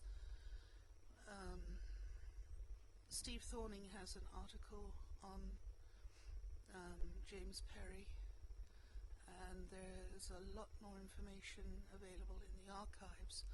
I'll read to you very briefly from what I've just handed out. James Perry was the founder of the oldest curling club in this area. In fact, I think in Ontario. And the small white house on Perry Street was the home of the servant of James Perry family, who first arrived in Fergus in September 1834. He moved permanently to Fergus in 1835 after his home, Woodside, was completed on present-day Garifrax Street. James Perry was married to the sister of Hugh Black, owner of the first tavern or inn whose stone house on Union Street was recognised recently as a heritage property. And that servant was the fellow by the name of Henry Ing, I-N-G. The Ing house, located at the back of the Perry acreage, was erected at the same time as the Perry house was built. That was 1871. Both buildings were comprised of logs and slab wood. As the Perry family grew to include 10 children, both homes were expanded. There was no record of the number of children that Henry Ing had with his wife, but there does exist that his wife was partially First Nations ancestry, but this has not yet been proven. The Ing family expanded, the house was built on to accommodate the children. Mrs. Ing was also a servant to the Perry family. When James Perry decided to enlarge his house, he gave a lot of the logs and the wood to the Ings, and so the back of the house was actually from the 1832 period, which makes it quite a bit older. And when James Perry died, he took over the land and farmed it and was a blacksmith, and it continued until he died. This was all on the First Nations village, which is actually very, very large, and the area, which was called Beaver Meadow Swamp, is now a subdivision called Victoria Woods. It was built in 1970. But there was no respect for First Nations at that time, and many graves have been dug up, many artifacts, many arrowheads. And this land is outside Victoria Woods, but it is still sacred land to the First Nations. There are now 2 pages which tell you about the various building of it and the artifacts. Then she goes on to say that newer residents of Fergus have no idea how important this structure is, as they haven't taken the time to learn the history of the town, the area of the First Nations. Oldest residents are so fed up with the heritage buildings being taken down that they feel even approaching the members of the Township Council wouldn't do anything to save the structure. The developer probably doesn't know how important this property is in the early history of Fergus and to the history of the First Nations. If he or she did, they would perhaps consider incorporating it into a public local gathering place rather than knocking it down. There are many people in Fergus who'd be willing to offer their time, energy, fundraise, give artifacts if this house were preserved, and it could be part of the new park, which I think you're erecting. And it could be a place of learning. This was suggested by one of the neighbours. I consulted with Dr. Gerard Roberts, who is a Rascalgetta, or a men's fire, in other words, a policeman for the Six Nations Grand Council. And he works with other councils too, about this piece of land that is part of the First Nations village. And no consultation took place in the development of Victoria Woods. However, things have changed. The Council of Truths and Reconciliation and the federal law, and the fact that this land comes under the Haldeman Treaty because it's within 6 miles of the Grand River, there could be serious legal consequences should the land not be vetted before the Grand Council, before anything is done, which includes building more houses on this whole land. I mentioned this to him, and Dr. Roberts is going to bring it to council to make them aware of the development there. Going back to Provost Street, which isn't far away, Pat Meston pointed out that there were several graves when the house was built there, and when the log house was moved. And so these were assembled, put in a box, and reburied. Bones, arrowheads, and other artifacts were found then too. Oh yes, it was Chris Eccleston who was suggesting the property be preserved. I don't know if you know Chris Eccleston. And the other point I would like to make is that this has not been brought up until, as Mariana said, the 12th of June, which doesn't give any time to provide opportunity for citizens to read HCW report, or delisting, or demolition, or to appear as a delegation. The house was inhabited until very recently by an elderly couple. It's not in bad shape. It would be ideal for a new family, a young family. And I would like to ask you to please defer any decision on this property until there has been further examination of it, and then anyway, now the First Nations are aware of it, even demolition, because it would damage the soil, would be a legal matter. Personally, I think this property, if you delve further into the history of it, it should be designated. Anyway, I thank you for your time, and thank you. Thank you very much, Carol, for your delegation. Appreciate the work that both yourself and Pat have done pulling the information together. Any questions from Mariana? Councillor Kitchis? Thank you, Mayor. From the report that we received, I'm just wondering why all this information is missing. Thank you. Through you, I'll try to answer that. So I thank Ms. Williams actually for that information. It seems, unfortunately, that there is some mismatch with what we received from the archives and what information has been provided tonight. So I can very briefly go through. Actually, if you want to, I don't know if you could pull up that map that I put in the folder.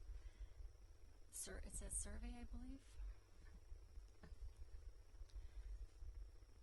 So it looks like, sorry, it's a little bit obviously small, but if you look in the top, so the north end of Fergus, top left is where sort of the yellow, that's Perry Street, and then there's 3 lots. So lots 59, 60, and 61 are the lots that form part of this property today. As I said previously, the one further south, so lot 59 has already been sold. Because it's an existing lot of record, it doesn't require severance.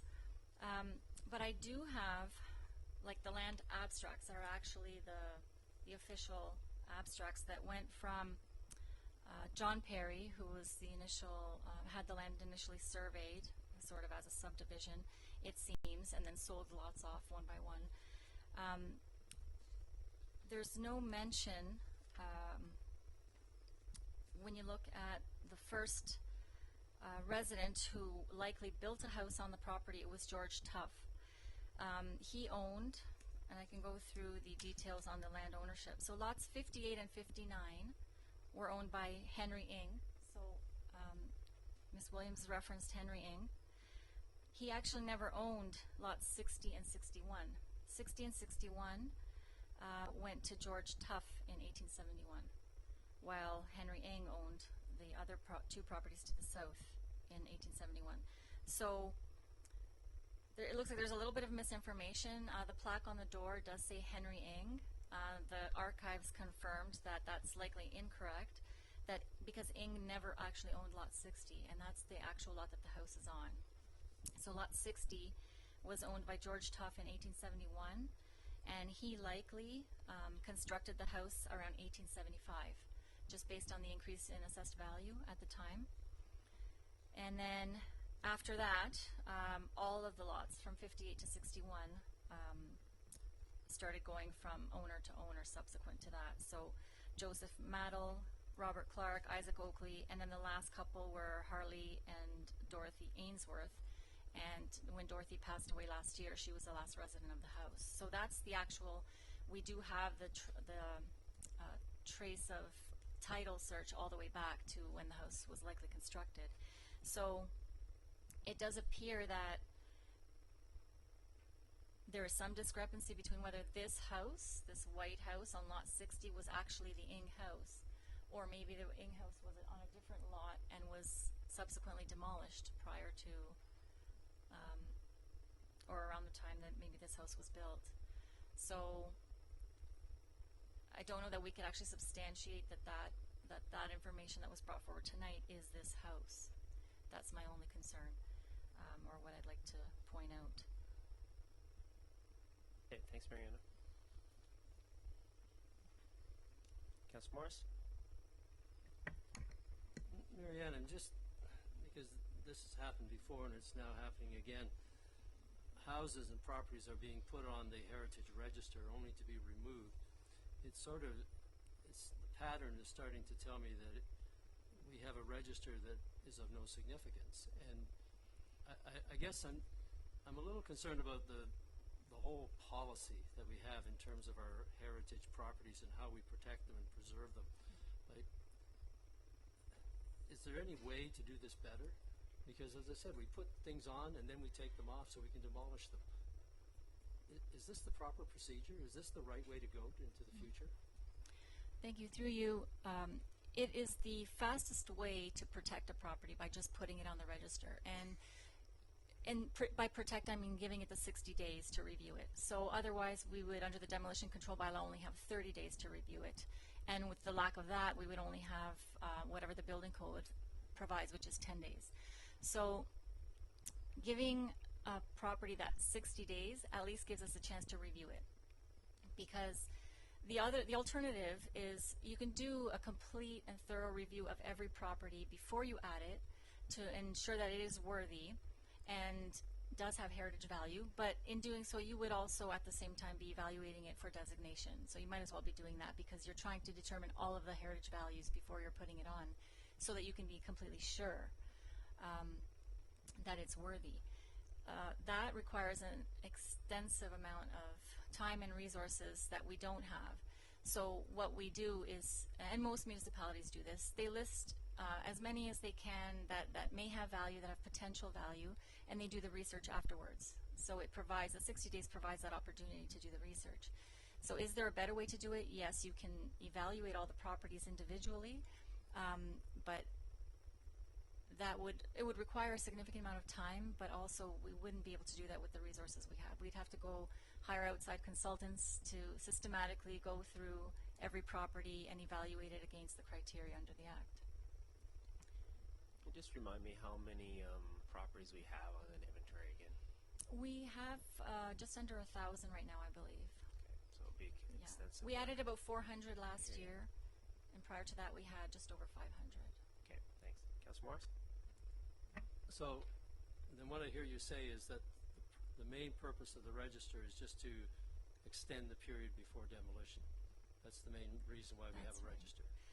That's right. So what happened was when the building code changed and a lot of clearances in terms of especially heritage needed to be done up front before a building permit could be issued, the Heritage Act changed as well in order to allow non-designated properties to be added on the register, because the building code timelines were tightened. Like permits had to be issued in 10 days under if all applicable law was met.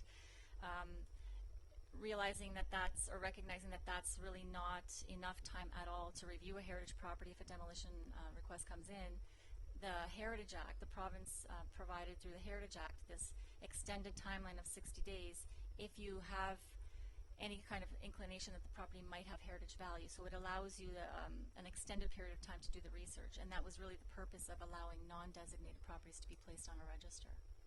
And final question then, how much does the provincial legislation on intensification trump heritage protection?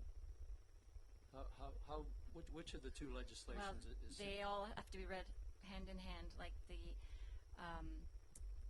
provincial policy statement makes provisions for intensification, infill, redevelopment, economic growth, and heritage conservation.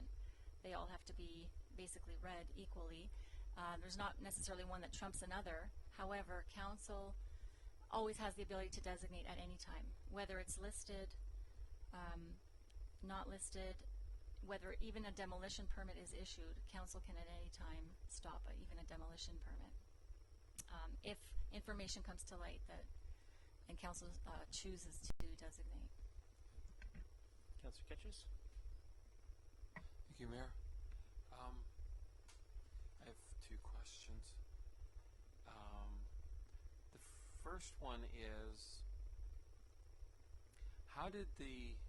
why was Henry Ing on the property and not Mr. Tuff? Like those plaques, I think they're a centennial project. That's right. And I did find out what the Kilmartin, the actual Ainsworth named that Kilmartin, so I found out about that. But I was wondering about the implications of the First Nations, the delegation. Like, what's the implications of that for that property?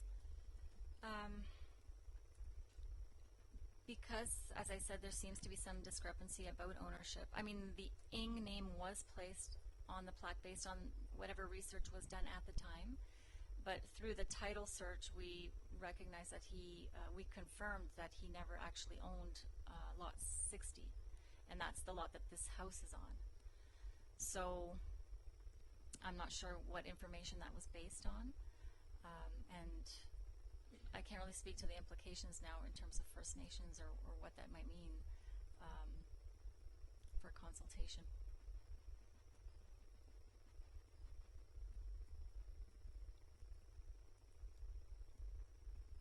Councillor Kitchens? Wouldn't we have to find out about that? We could do that, yes. What we can do is take the information that was received tonight and try to determine if there's validity to it and try to confirm some of the information that was received or sort it out in terms of where the house actually was or which house that was referred to. So sometimes it's not easy to do, as you can appreciate, going back in time and trying to get all the documentation. But from what we've received from the archives, it's the actual handwritten land abstracts that show the property changing hands from one to another and show the lot numbers. So Henry Ng did not own lot 60 ever, or lot 61. And the parcels he owned were vacant, and I don't know, we didn't do enough research on the lot to the south, so he owned 58, which is one south of these three, and maybe there was a house on that lot at one time. But because it wasn't related to this property, we didn't do that research.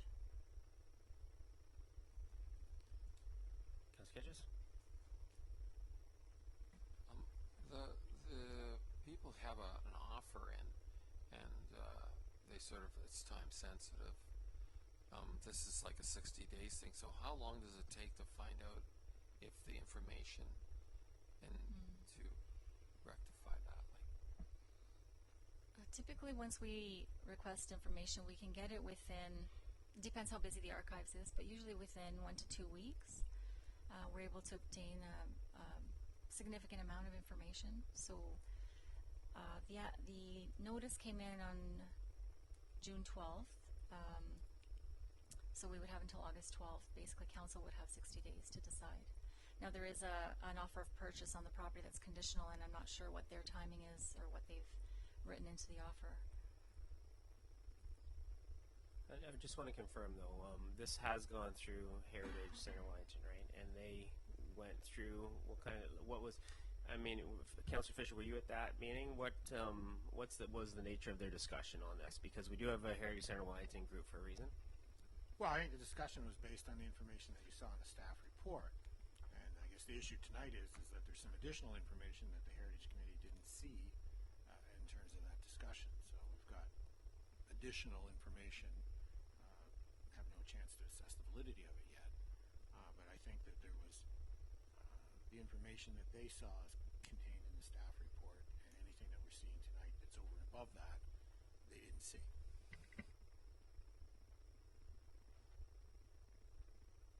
Kitchus? Can we defer this and find out about the Indian thing or the legal, or also the last time we had this Edwards house, that house was moved I think 3 times. Do you think the Ng house was moved?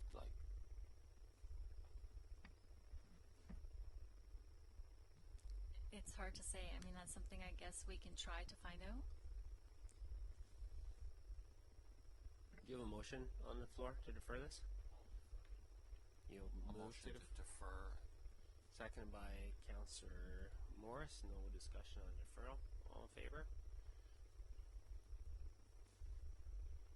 And that's carried. It's deferred.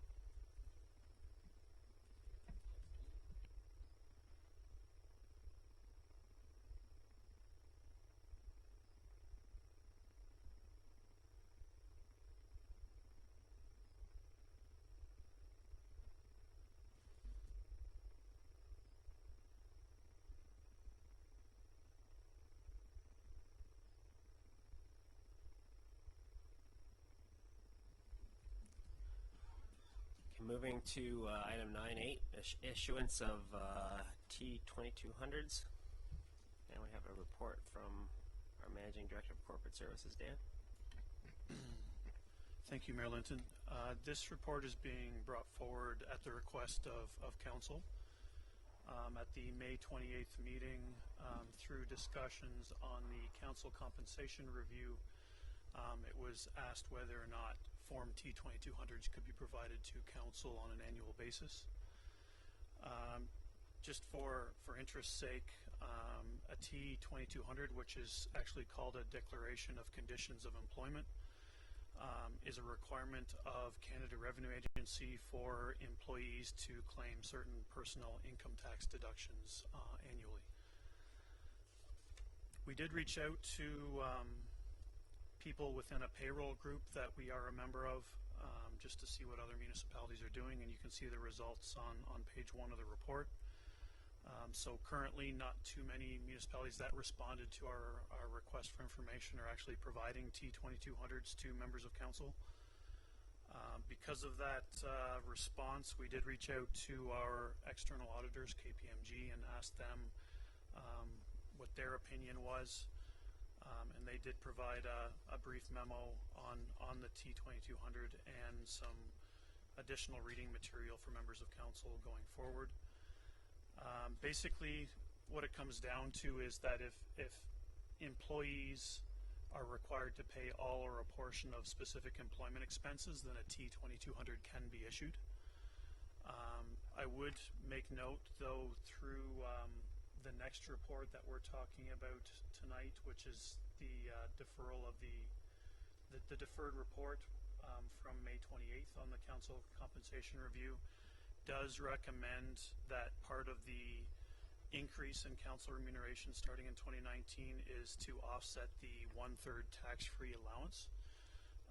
And because that 1/3 tax-free allowance was put in place in the past specifically to deal with employee council employment related expenses, if that recommendation goes through as part of the next report, there's approximately $1,106 for the mayor's position and $387 for each member of council's position that would be considered a reimbursement of employment expenses that would have to be considered in the issuance of the T2200. But other than that, we do have the ability to issue T2200s to members of council. How members of council choose to use the T2200 is really between that member of council, whoever is doing their personal tax return, and Canada Revenue Agency. So with that, we're suggesting the issuance of T2200s starting with the 2019 calendar year. Thanks, Dan. Questions from council? Councilor McLean? As far as the T2200 is concerned, after having read the documentation and talking to my tax accountant, it's probably not worthwhile for council. It was when I was on commission salesman, but it isn't anymore in this respect. But I just wanted to mention that you had said the $386 would be considered our payment for taxes or for expenses. In fact, expense payments aren't taxed, and that $386 will be taxed. So it is not really a payment for our expenses really at all. And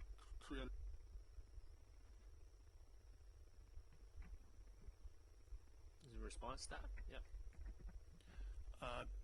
I agree that the $387 will be taxed, but through the Council Compensation Review Committee, that is the additional amount that's being provided to offset taxation on 1/3 of council remuneration. So it's being provided above and beyond what is originally being provided for council remuneration because of the removal of the tax-free allowance.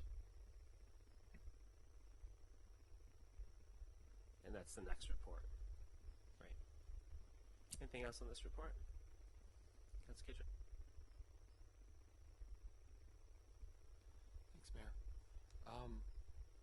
I have to concur with Councillor McElwain. I don't think this is actually worthwhile. The work of it would require us more work, more time to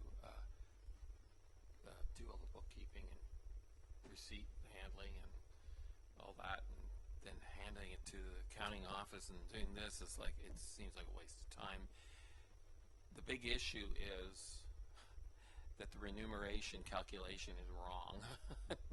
That's the big issue here.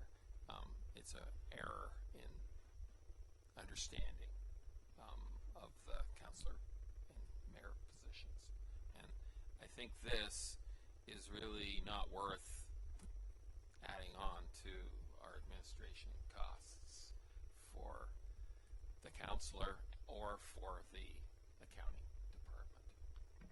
Okay, so what we have in front of us are two different reports. The first report said, based on the direction of council, that our finance group was going to look into T2200s.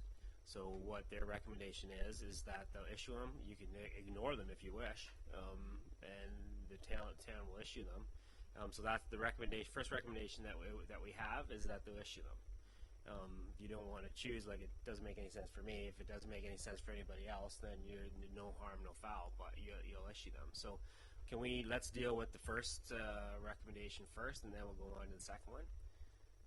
Any other questions about the town issuing the T2200s? Councillor Fisher? Is it just going to be issued blanket to everybody and then you choose what to do with it, or is it only going to be issued on request? Well, the way it's worded, it's everybody. Is it additional work for you?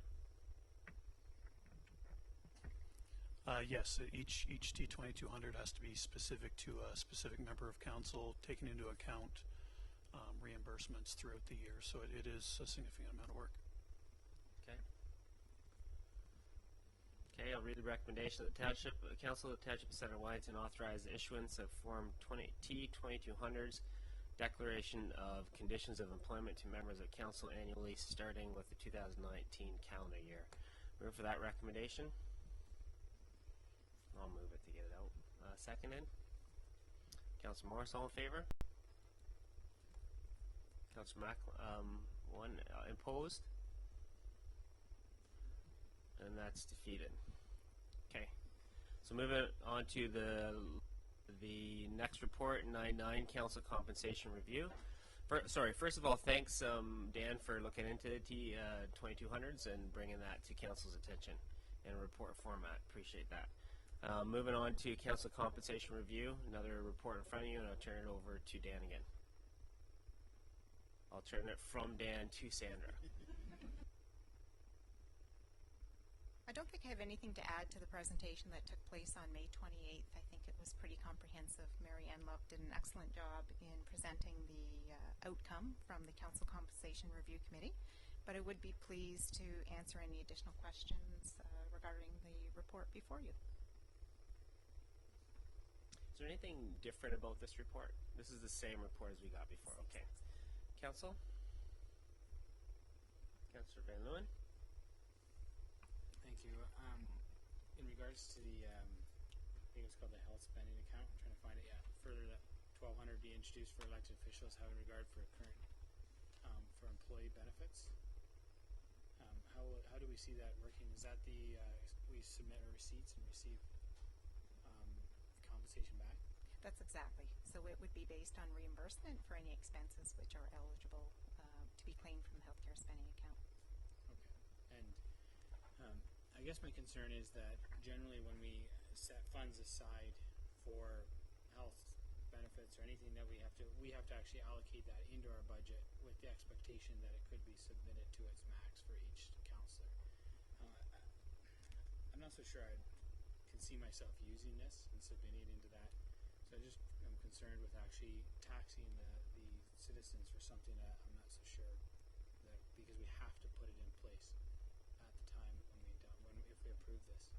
So I'm just open actually to discussion as to what other councillors are thinking on this process. Because if we don't feel like we're going to use it, I'd hate to tax and set the money aside. Okay, thanks, Steve. Andy?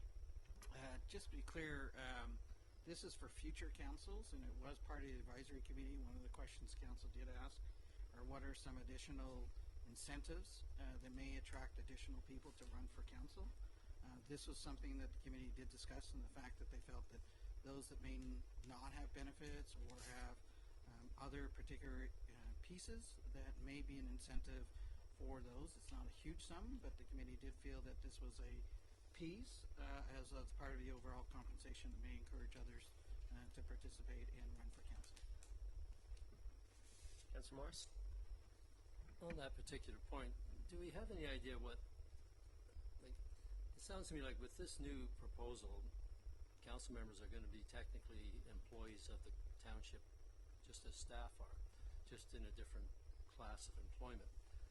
Do we have any numbers as to what it actually costs, the premium per member that the staff enjoys, like the benefit package that the staff enjoys? What does it cost per member? The premiums themselves? Oh, sorry, I do not have those with me. I have the information for council. Right, like the $1,200 seems, seems like breadcrumbs, if that's what it's meant to be as an incentive program. But if staff enjoys complete coverage of a benefit package, what does it cost the township to cover that one employee? Do we know that? I don't have that information with me. I think where this came from was from the Council Compensation Review Committee looked at the number of councillors who were actually picking up the benefits. And out of the current members of the council, we had one person. So the two individuals who have benefits expertise thought that a healthcare spending account might be something that would encourage staff, in particular encourage councillors, new councillors to participate in the benefits. And so they felt that flexibility might be something that anyone who's interested in running for council might enjoy. Because obviously the current benefit package is not something that's being taken advantage of by members of council.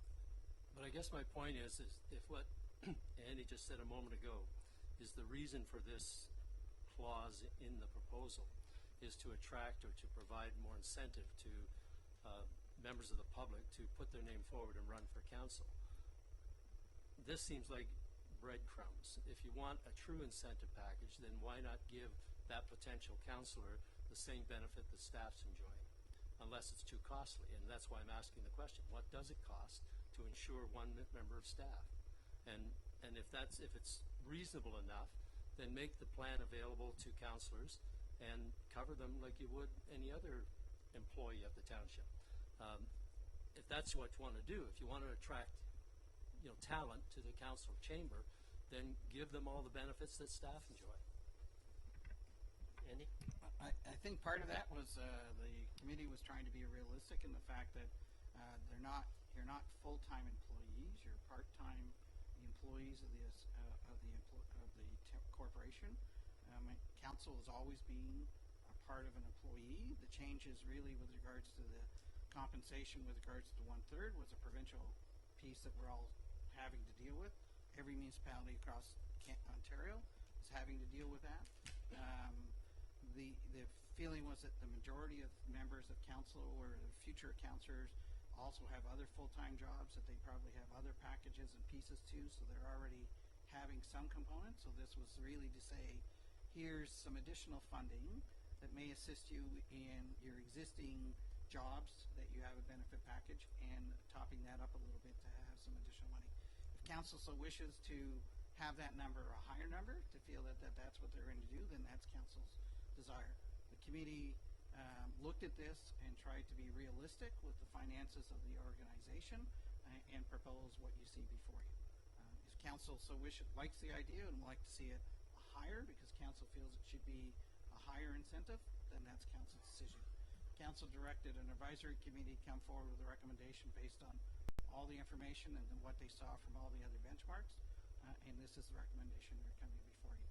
It is council's full decision to not take it, to increase it, to not go with it, to do whatever you like. But this is the advisory committee based on all the information that they've reviewed and what they see other municipalities doing.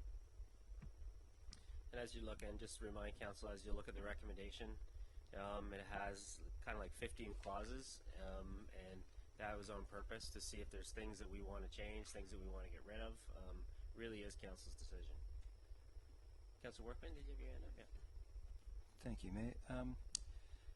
See, now that the rules have changed, how does council remuneration scale compare to that of staff? Like, because I had no idea what I was going to get paid when I put my hat in the ring. I had a kind of an idea, but not really. But the amount of time that this takes is way, way beyond what you would think. Particularly if you want to review everything and then review it again and review it again, so you can come to these meetings and make an informed decision. And the meetings could take 2 hours, they could take 4 hours, they could take 6. So I think the fact that they've reviewed other councils and what they're doing based on old information is not really what we should be looking at. We should be looking at a fair pay scale based on the expertise that we bring into the table. It's antiquated to think keep the councillors poor and keep them honest. That's what it seems to be, and that's what the impression I got from Mrs. Love last time when she spoke. Well, you're public service, but everybody who works here is in the public service. So why are we treated any different? I guess we have to go back a little bit to the direction that was provided to staff and to the consultant by council, and that was to do a comparative analysis to see how we ranked with comparable municipalities, and that was the focus of that, and that's the focus that council gave to our HR manager and gave to the consultant. So that's what they came back with, and so on the pay, they went right to the 50 percentile. And then they have some other features here, like the one-third tax exempt and the healthcare spending that came directly from the citizen representatives who were trying to identify features in the jobs of members of council, which would make this job more attractive to people. So it's those two pieces that were provided to our HR manager and to the consultant and to the citizen reps to go away and bring back a report.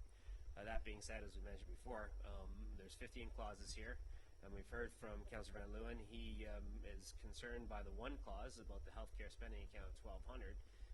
So basically, what our job now is to look at this recommendation, and if we're okay with it, to pass it. If there's clauses that we want out, then let's move those things and kind of get on with it. Annie?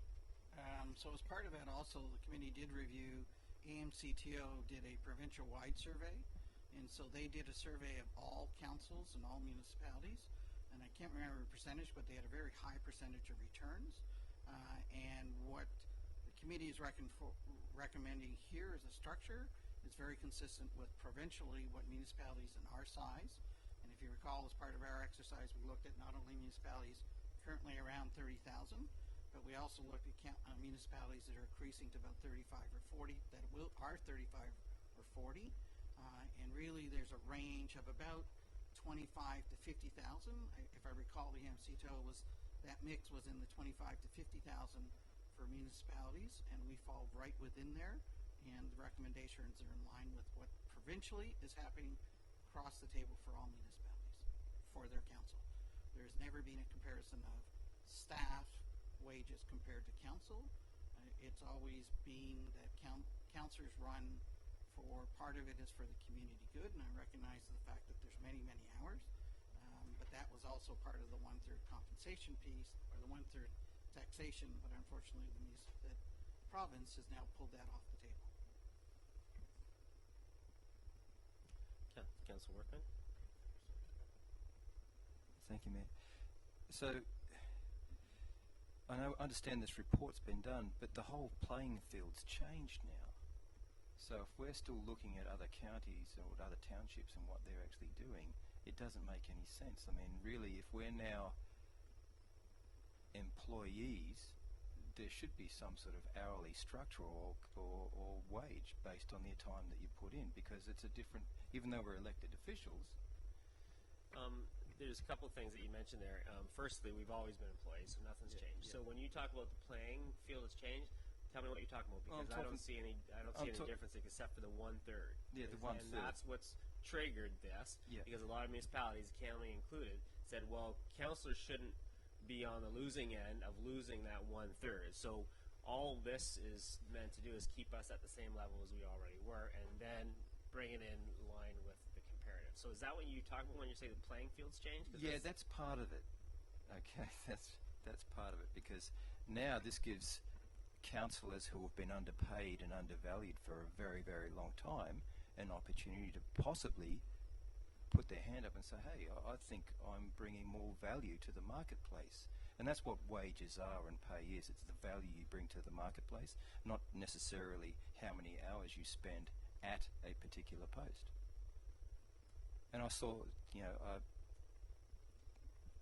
does that make sense? I mean, I didn't do it for the money. I didn't come on here for the money. I come on here because I wanted to make a difference in my community. But at the same time, it's actually costing me business and time to do this. And when you're a part-time employee, in any other field, you were paid a fair wage for your time. Does that make sense? I mean, I'm just trying. I hear what you're saying. I'm trying to raise the bar. No, I get what you're saying. I'm not at all. Personally, I'm not at all interested in anything more than what the 50 percentile is. I don't think that's a mandate of this review. So personally, I mean, we can go through it and we can have a vote. I'm only in. I'd be in favor of. I'd be in favor of cutting the healthcare spending account. Like I don't feel like this is the right time to be adding money to councillors' pay. So that's just a personal preference. Councillor Kitchus? Thank you, Mayor. I think one of the things that I recommended is that we go through it line by line, and we might as well vote line by line. That just seems the sensible thing. But what I'd really like to address is that this report claims that it's fair compensation for the 1/3. When last month, I indicated that, and the CAO has indicated that we have full-time jobs outside of this. This is a part-time job. But this adds to our total taxation level. And that is not what they calculated the increase should be based on just $19,000 or $20,000. That is added to everybody that participates here, their taxable income. And so even if you're at a minimum wage job, so somebody, they had a minimum wage job, they put their signs up, got to be councillor, at $14 an hour they'd make $28, and then they have this part-time job, which is $19, and they would be at $40, and that tax rate is, we're not compensated. Even for if somebody had a minimum wage job outside of this council job, we're not compensated for that. We're actually losing because you're only offering us $386, like, as the compensation for being taxed for the $6,000. And I mentioned that last, and nothing has been done about that. And I'm saying I must have not made any sense, but it makes perfect sense to everybody that I mentioned that to. And so this problem is that for any one of us that's here that has another job, and if you had a minimum wage job, you'd be paying 20 something on that. And if you had the average wage of a resident here, which is 40, and then had this, you'd be at 60. You'd be at the 40 percentile tax rate, which means that you would lose about $2,000 something with this, losing this 1/3, because everything that you make over your regular pay, you get taxed at that rate. So it hasn't considered that. It's considered this wage of $19,000 or $20,000 in a bubble in its own, and so it's not fair at all. It's actually, we're at a loss. Like, I'm going to lose $3,000 because everything I do at this thing is taxed at 50%. That's just where my income is at. So it hasn't considered that, and that's a problem with this report. And I mentioned that before, but it hasn't been brought up in this report as the repeat. And that's a serious thing, because you want to attract more people, but you're actually penalizing them now, because you're only offering them this small amount. And so what the report did say is that we are not paid well. That's what the gist of the report says. When we compared everything around, Center Wellington is low paid. So we're doing these compensations, but on the 1/3, it hasn't been calculated properly to compensate for that being taxed. Okay, there's a couple things there. I want to respond to, Councillor Kitcher said a few things there, so we should respond to it before we move on. A couple things. One, we have to verify the 1/3 that has been calculated effectively, so maybe Dan can speak to that. As far as this being an offer, council, it's up to council. If you want to move that we get paid more, move that we get paid more. It's in council's hands right now. We provided staff and the direction to move forward with their recommendations, bring in the citizen representation, and this is what they came up with. Now it's in our hands. So it's not like this is their offer. They don't give council an offer. This is our decision here for the next term of council. So that's up to us. If there's a motion there, then let's vote on the motion. But we can't blame staff because they're giving us an offer. It's not an offer. So if you could just clarify how you determine that 1/3 from a dollar figure, that'd be awesome. Yes. So the allowance for the 1/3 was assuming that a council's salary is their only salary. Yeah, and it's calculated based on that would be your only salary, and this is how much tax you would be paying on the 1/3 of the compensation. So how could we do that differently and it be consistent still? Every member of council could be at a completely different level. So I believe the thought was to treat everybody the same would be to assume they're all only receiving council remuneration.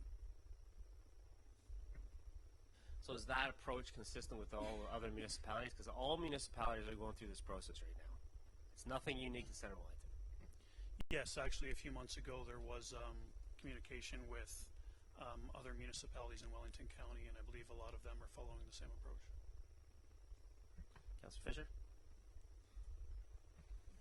Well, I think we just had confirmed what Councillor Kitchers was saying, and I mean, I take the point. We're depending on everybody's individual situation, and everybody's different.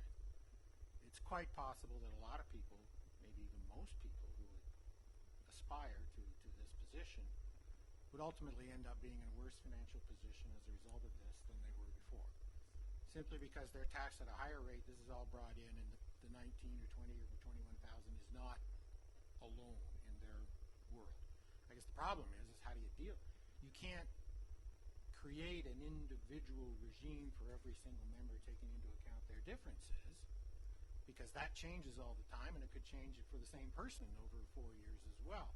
So I don't know what else you can do, but I think the way this is being, positioned or seen or put out to the public, that it's somehow adequate compensation for what, let's face it, the federal government has done to us. And the federal government has done to it for a number of reasons, mostly because they're desperate to try and get their fiscal house somewhere in order, and they're nowhere near it, but they take what they can. So we want to get mad at anybody, get mad at them. They've upended 100 years of tradition and done this. And the fact of the matter remains that although we're trying to compensate for it in a fair way, and really the only logical way is to treat everybody the same because you get a set number and that's how you deal. People have to understand that for the vast majority of people who will want this job or aspire to this job, next term you're going to be netting less than you did this term. And that will always be the case. So that's the point I think that's being made here, is that we're not being compensated for it. We're not being reimbursed for it. We've taken a hit from a senior level of government, and we are all going to lose, even though the local taxpayers are going to end up paying more to try and make up for it. Their budget for council compensation will go up as a result of this or any other. And I know other municipalities have tried to deal with this.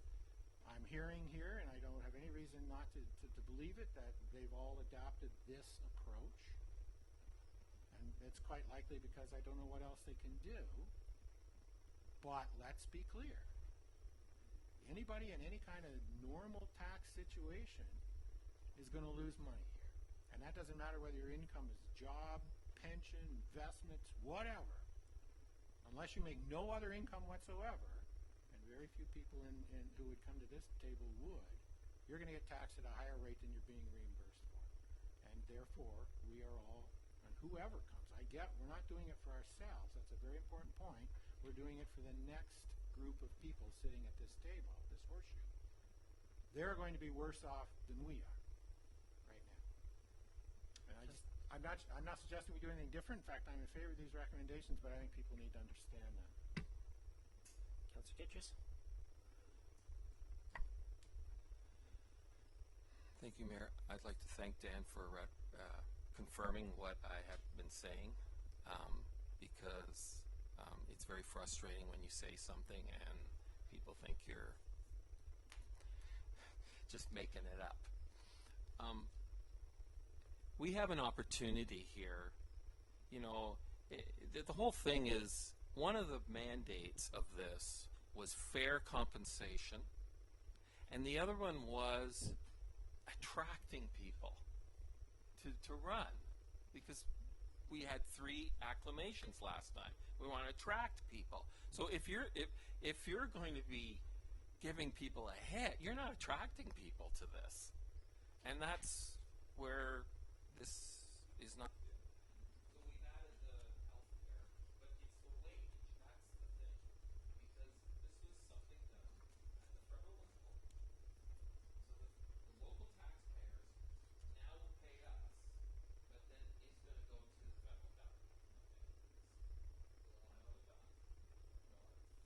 So I'd like to just put, if it's going to take this long to line, I'd like to just put this motion forward.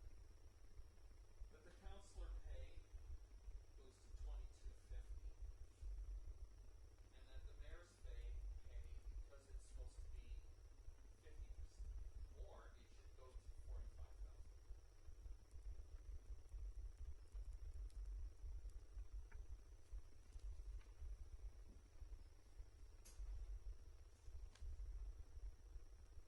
Dean? Thank you, Mayor. Right, Councillor Walker. Thank you, Mayor. Just to get some perspective, the Ontario Social Services says the poverty line is actually 18,669. So I think that's way too low, Stephen. I think the mayor should be on at least 80 to 90,000 a year. Because I'm just new to this game, and I know what pressure I'm feeling just as a councillor. The amount of pressure on this guy here would be quite astronomical compared to normal working situations, and I don't think he's being compensated anywhere near enough. I just want to just make a comment first before we get into more discussion. There's a reason why council used the approach that we used, and that is to have our HR manager quarterback this project, have a consultant, a professional consultant on it, and have support by a citizen advisory group. We did that for reasons, and I see the recommendations here, and I don't think it's the right process to go line by line and to make changes based on one council meeting after this whole process has gone through. That is the reason why council chose the approach that we chose, so we didn't have to do it this way. And I'm personally not comfortable with it. You know, I really like the approach that we put in place, and I don't think that us kind of going against what the recommendation of staff, the consultant, and the citizen advisory group is the right approach to take. Councillor Kitchers?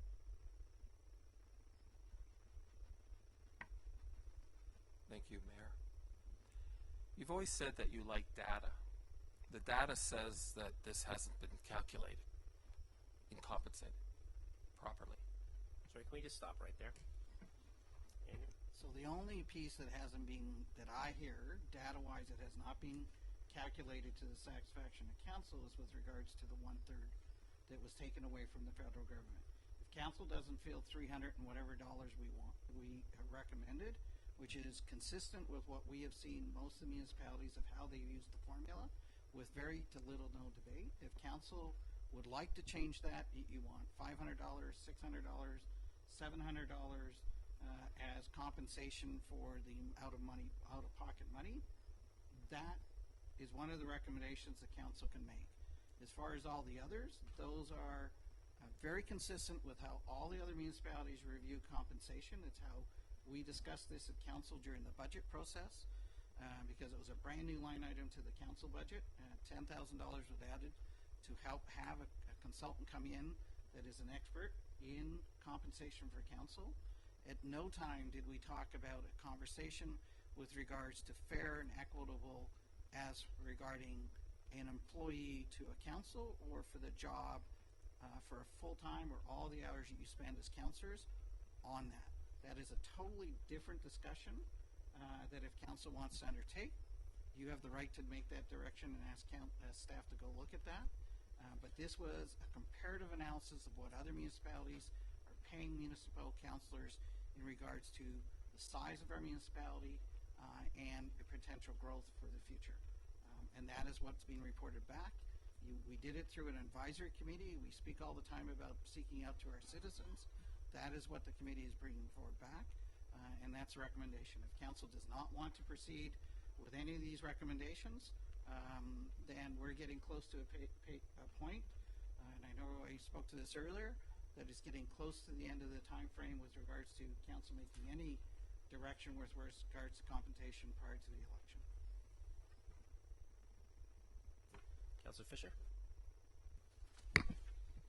Yeah, I think that all makes sense. And when you look at all of these recommendations, aside from the difficulty that we're having about the 1/3 piece, all the other recommendations are fine. That it be reviewed every 4 years, that it be increased by the same rate as the staff. I don't think anybody would object to that, and you know, they start for the new term. I don't think anybody's happy with the idea of the 1/3, but what we're being told is we really don't know how to deal with that, and you'd be like back to square one trying to figure out something different.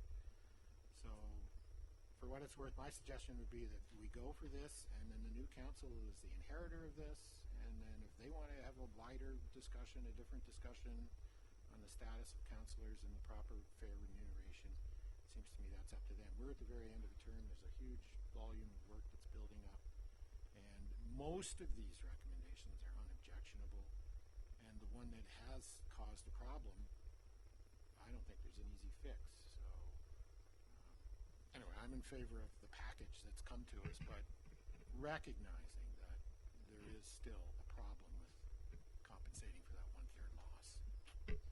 So it's 10 o'clock, so our procedural bylaw says that we have to get the approval of council to extend beyond 10 o'clock.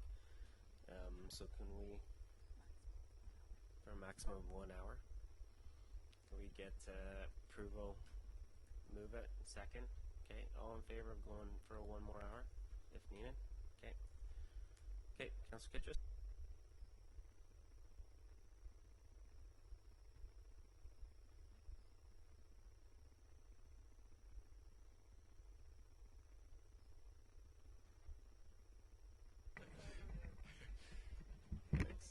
Okay, well, that one's dead. Thank you, Mayor. Thank you, Mayor. I am talking about the 1/3. I was under the understanding from the last meeting that we would go through this line by line. So, I mean, that's what I understood. The clerk kind of nodded that we would go through these one line, but that was my understanding when we did this last time. So that's what I have prepared for this meeting.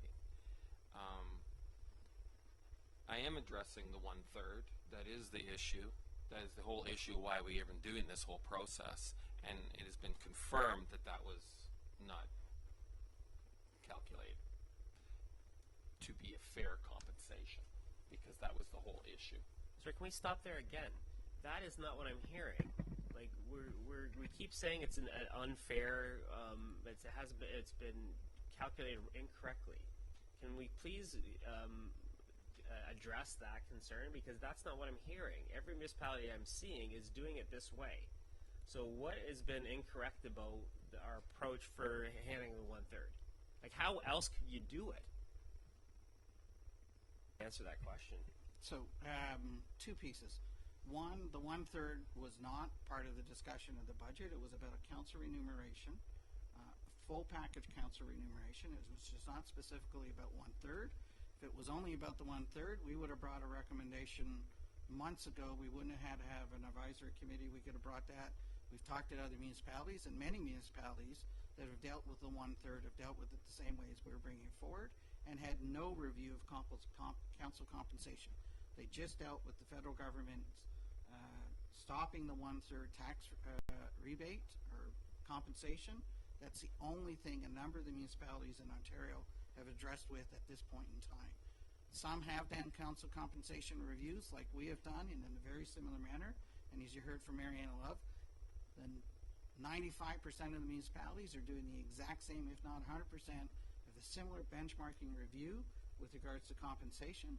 That is why AMCTO actually invested in doing a province-wide survey to be able to assist municipalities to show what the ranges are of municipality compensation from their compensation of a salary, as well as the compensation with regards to going to conferences, to gas mileage and things of that nature. They shared all that information. It was shared in part of the review with the advisory committee, so they're fully aware of that.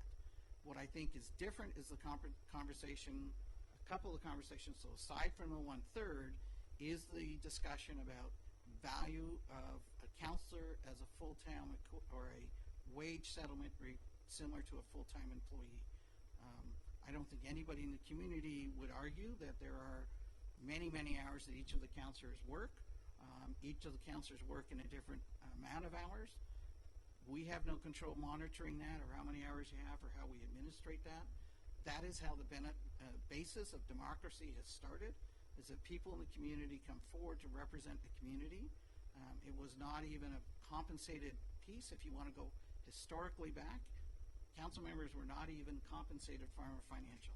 If this council wants to change that direction of being paid substantially more for the amount of hours you're working, that clearly is a direction that this council needs to decide and make a decision on that. Okay, but I think that's true. Like, we're trying to address the 1/3, and we're trying to do some other good things here.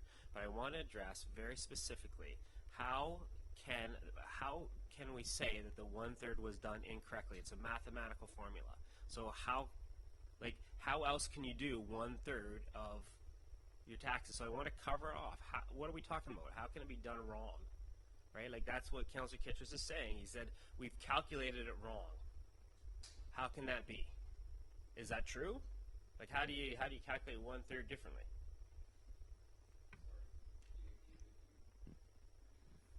Reinterpret what I'm saying wrong, and so I need to correct you. So I've incorrectly identified that you're correct me, please. It's wrong because it doesn't compensate you because it's a part-time job and you have a full-time job. It doesn't compensate you for the taxes. We're being compensated for the salary received. 1/3 of the salary received is 1/3 of the salary received. Yeah, but it's nobody does that. Everyone has another job. Councillor Van Leeuwen. Thank you. The 1/3 compensation is calculated in the same way that it would have been based previously. So even though you had another job previously, you still were pushed into the next tax bracket by those amounts. One of the difficult things, I think that what we should be doing is looking at this report and going, here's the observations of the committee. This is the recommendations they push forward. We can talk about how it goes up or down and all over around, but at some point you either have to say, if a councillor wants to make a recommendation to change something. Okay, then it needs to be put in a motion format so that council can consider something and we can move on. It has to be in a decision-making process. Currently, I haven't heard anything other than Councillor Workman saying, this is what I think, and the discussion started, we need to move on, or we can continue to argue about what this report and how it goes. Tell us something to make a decision on so that we can partake in this. Or I don't know where we want to go, so I recommend make a motion otherwise, Councillor Kitches. Councillor Kitches? I will reiterate what I said, that I believe, to start this off, that the councillors should be compensated $22,500 and the mayor $45,000. No, $22,500 and the mayor for $45,000. That's what I said. So that's a motion. Second. That's the motion. That's the motion. Seconder for that.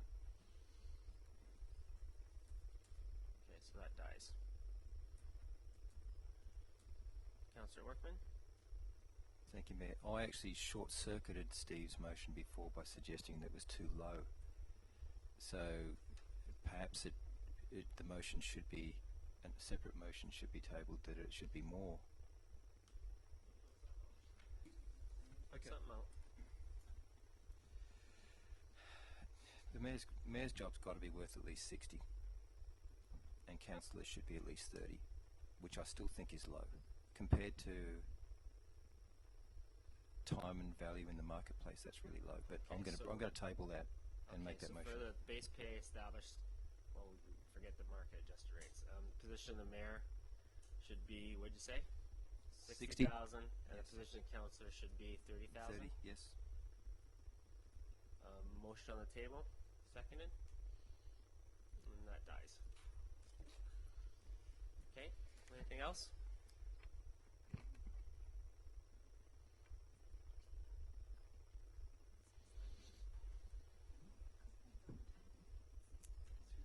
Councillor McElwain? Thanks, Kelly. I personally don't care if my compensation gets changed at all because it's minimal and it's getting lost in the taxes, the 1/3 tax problem. I'm going to be still making less after a raise than I am this year. So, yeah, I mean, or whoever replaces me next year is going to be making less than I am this year, even with the raise. So the compensation part to me is immaterial. What is still important to me is the fact that we're not getting paid for expenses, which are tax-free. And so would it be possible, or would it be a possible solution to assign a basic salary that you add to the 19,000 so that all of us are treated the same, but it's more than $387 difference in our tax-free part. It's just, you know, adding more taxable income of $387 plus another $1,000 or whatever it is on the fair compensation. We pay tax on all of that money, and we pay for myself about $2,000 tax extra on the $6,000. So, you know, how much I don't have a calculator here, but I'm down a lot of money. You got a number in your mind? I'd be down, as I say, I'd be down, you know, a little over 2/3, somewhere over $2,000, just based upon taking away the 1/3, and then you lose, you know, 35% of the raise that's proposed, and 35% of the $387. So, you know, we're going to end up with less than $1,000 compensation change and $3,000 more taxes to pay.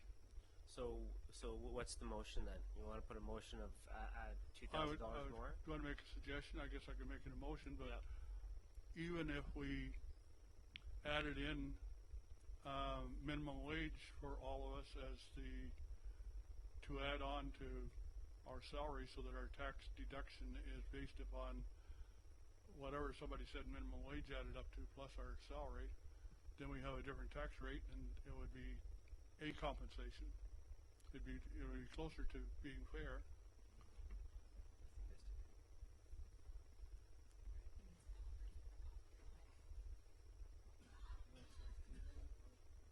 Councillor Morris. I think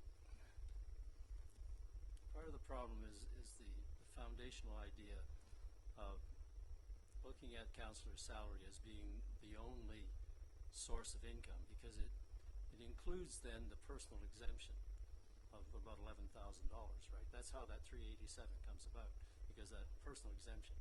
But how realistic is that when everybody, even a retiree, collecting OAS and CPP, would eat up that exemption, just collecting those two pensions? So I think the whole foundation of the calculation is flawed because it's not realistic. I'd like to make a motion that each elected official of council, their pay increase by $1,200, and we remove from the recommendation the $1,200 health care spending account for councillors.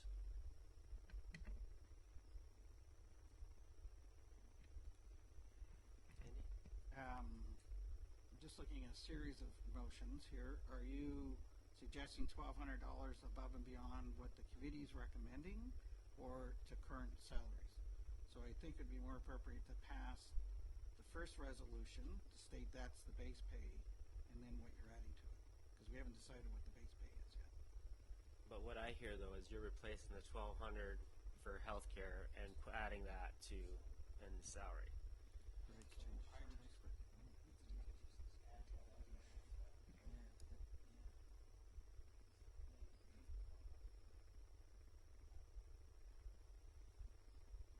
Sorry, I hate to point it out, but that actually puts it back to where Councillor Kittrus said. So, yeah. And I do hate to point that out.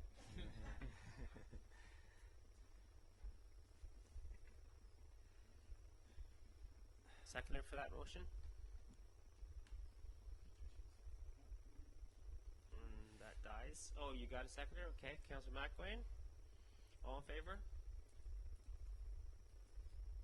Opposed? And that's defeated. Who abstained from that last one? Kitchers, did you put your hand up for either? He abstained, so that's against.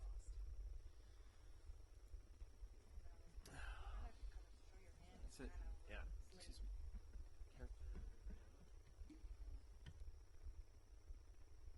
Sorry, Workman? Thank you, Mayor. So that, I just want to be clear, that $1,200 care spending account, that would be tax-free, would that be right? That wouldn't be classified as income? It'd be income. Yep, sorry. Somebody, Councillor Kitchen? I want to clarify for Councillor Workman that the mayor makes this salary and he also makes the county salary. So jointly they're two things, but we're only concerned with his salary here, and it's classified as a part-time job. So that's sort of when you sort of have the higher, you know, when I made that motion and I said it would be 45, and he's adding the county thing to it, and it's more like, you know, almost 90. So it's like, you know, so that's part of the whole calculation, the whole thing that's happening. So I think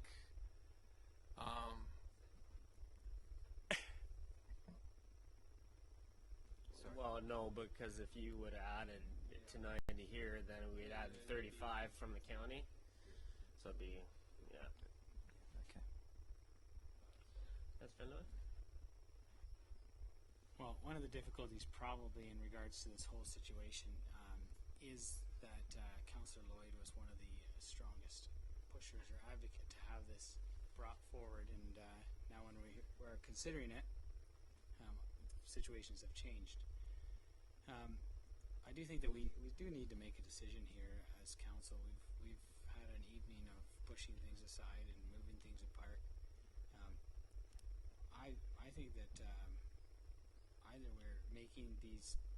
either we're sitting on council because we really truly feel that we want to make a difference in our community. We want to actually make good decisions for the entire municipality. I feel that the compensation is right. Clearly, there's no taste to take the $1,200 off. I recommend we move forward with the committee as recommended, and we go forward. I don't like to stick someone in the next council, but at this point it is somewhat fair, but it is compensation at the very least, and it's a decision. So I think that we need to move forward. So you're moving the recommendation as it stands? Seconder for that, Councillor Fisher. Should read it then, right? Yeah. It's pretty long. All right, I'll read it. The Council of the Township of Center Wellington received report COAO 2018-08 dated May 28, 2018 regarding the council compensation review, and further that the base pay be established using 2018 market adjusted rates for the position of mayor at $38,009 for the position of councillor at $20,892, and the increase in the mayor's base salary be implemented over a 2-year period, $4,466 annually, and further that all adjustments to the compensation of elected officials be made effective December 1st, 2018 at the start of the new term of council, and further that the base pay for elected officials be adjusted by the percentage adjustment applied to staff association rates of pay for January 1st, 2019, and further that the 1/3 tax exempt allowance currently provided to elected official be removed as of January 1st, 2019 as per Bill C-44, Budget Bill Implementation Act 2017, and the resulting loss in net pay from the removal of the tax exemption treatment for elected officials be offset by an increase of the base salary for these positions effective January 1st, 2019, and further that the annual health care spending account of $1,200 be introduced for elected officials having regard to current costs of employee benefits, and further that the market compensation review is conducted every 4 years using a community advisory committee and during the last year of each term of council, and further that an elected official bylaw is created which incorporates elements of compensation and provides for payment of compensation, expenses, and allowances for members of council, and further that a council strategy to promote the importance of strong local government in the community is developed, and further that a letter be sent to members of the council committee review to recognize valuable confirmations made with regard to review of council remuneration. Mover for that. All in favor for that recommendation? We got a mover and seconder, didn't we? Yeah. Okay. All in favor? Opposed? And that's defeated. Thanks so much for the work that you and the consultant and the citizen advisory did on this. Appreciate all the hours that were spent.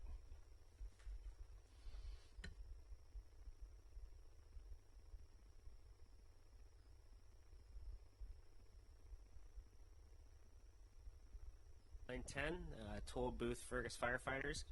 Recommendation of the Council of the Township of Center Wellington authorize the mayor and clerk to execute a bylaw authorizing a fundraising activity in the form of soliciting by a toll booth on Tower Street in Fergus on Saturday, September 15th, 2018 from 8 a.m. to 4 p.m. by the Fergus Firefighters Association on behalf of Muscular Dystrophy Canada. Move for that recommendation. Councillor Morris, seconded by Councillor Van Leeuwen. All in favor? That's carried. Got a couple information items. Partial demolition on listed property. Mariana, speak to that. Oh, it's just information. Any questions from council? There's no recommendation here. Second one is municipal election accessibility plan. You see a report from our elections coordinator. Any discussion or questions from council on this item? Okay. So I'll go into the bylaws. There's 4 there. Recommendation of the bylaws 2018-32 through 2018-36 be read a first, second, and third time passed, signed by the mayor and clerk and the corporate seal affixed. Move for that recommendation. Councillor Fisher, seconded by Councillor Workman. All in favor? That's carried.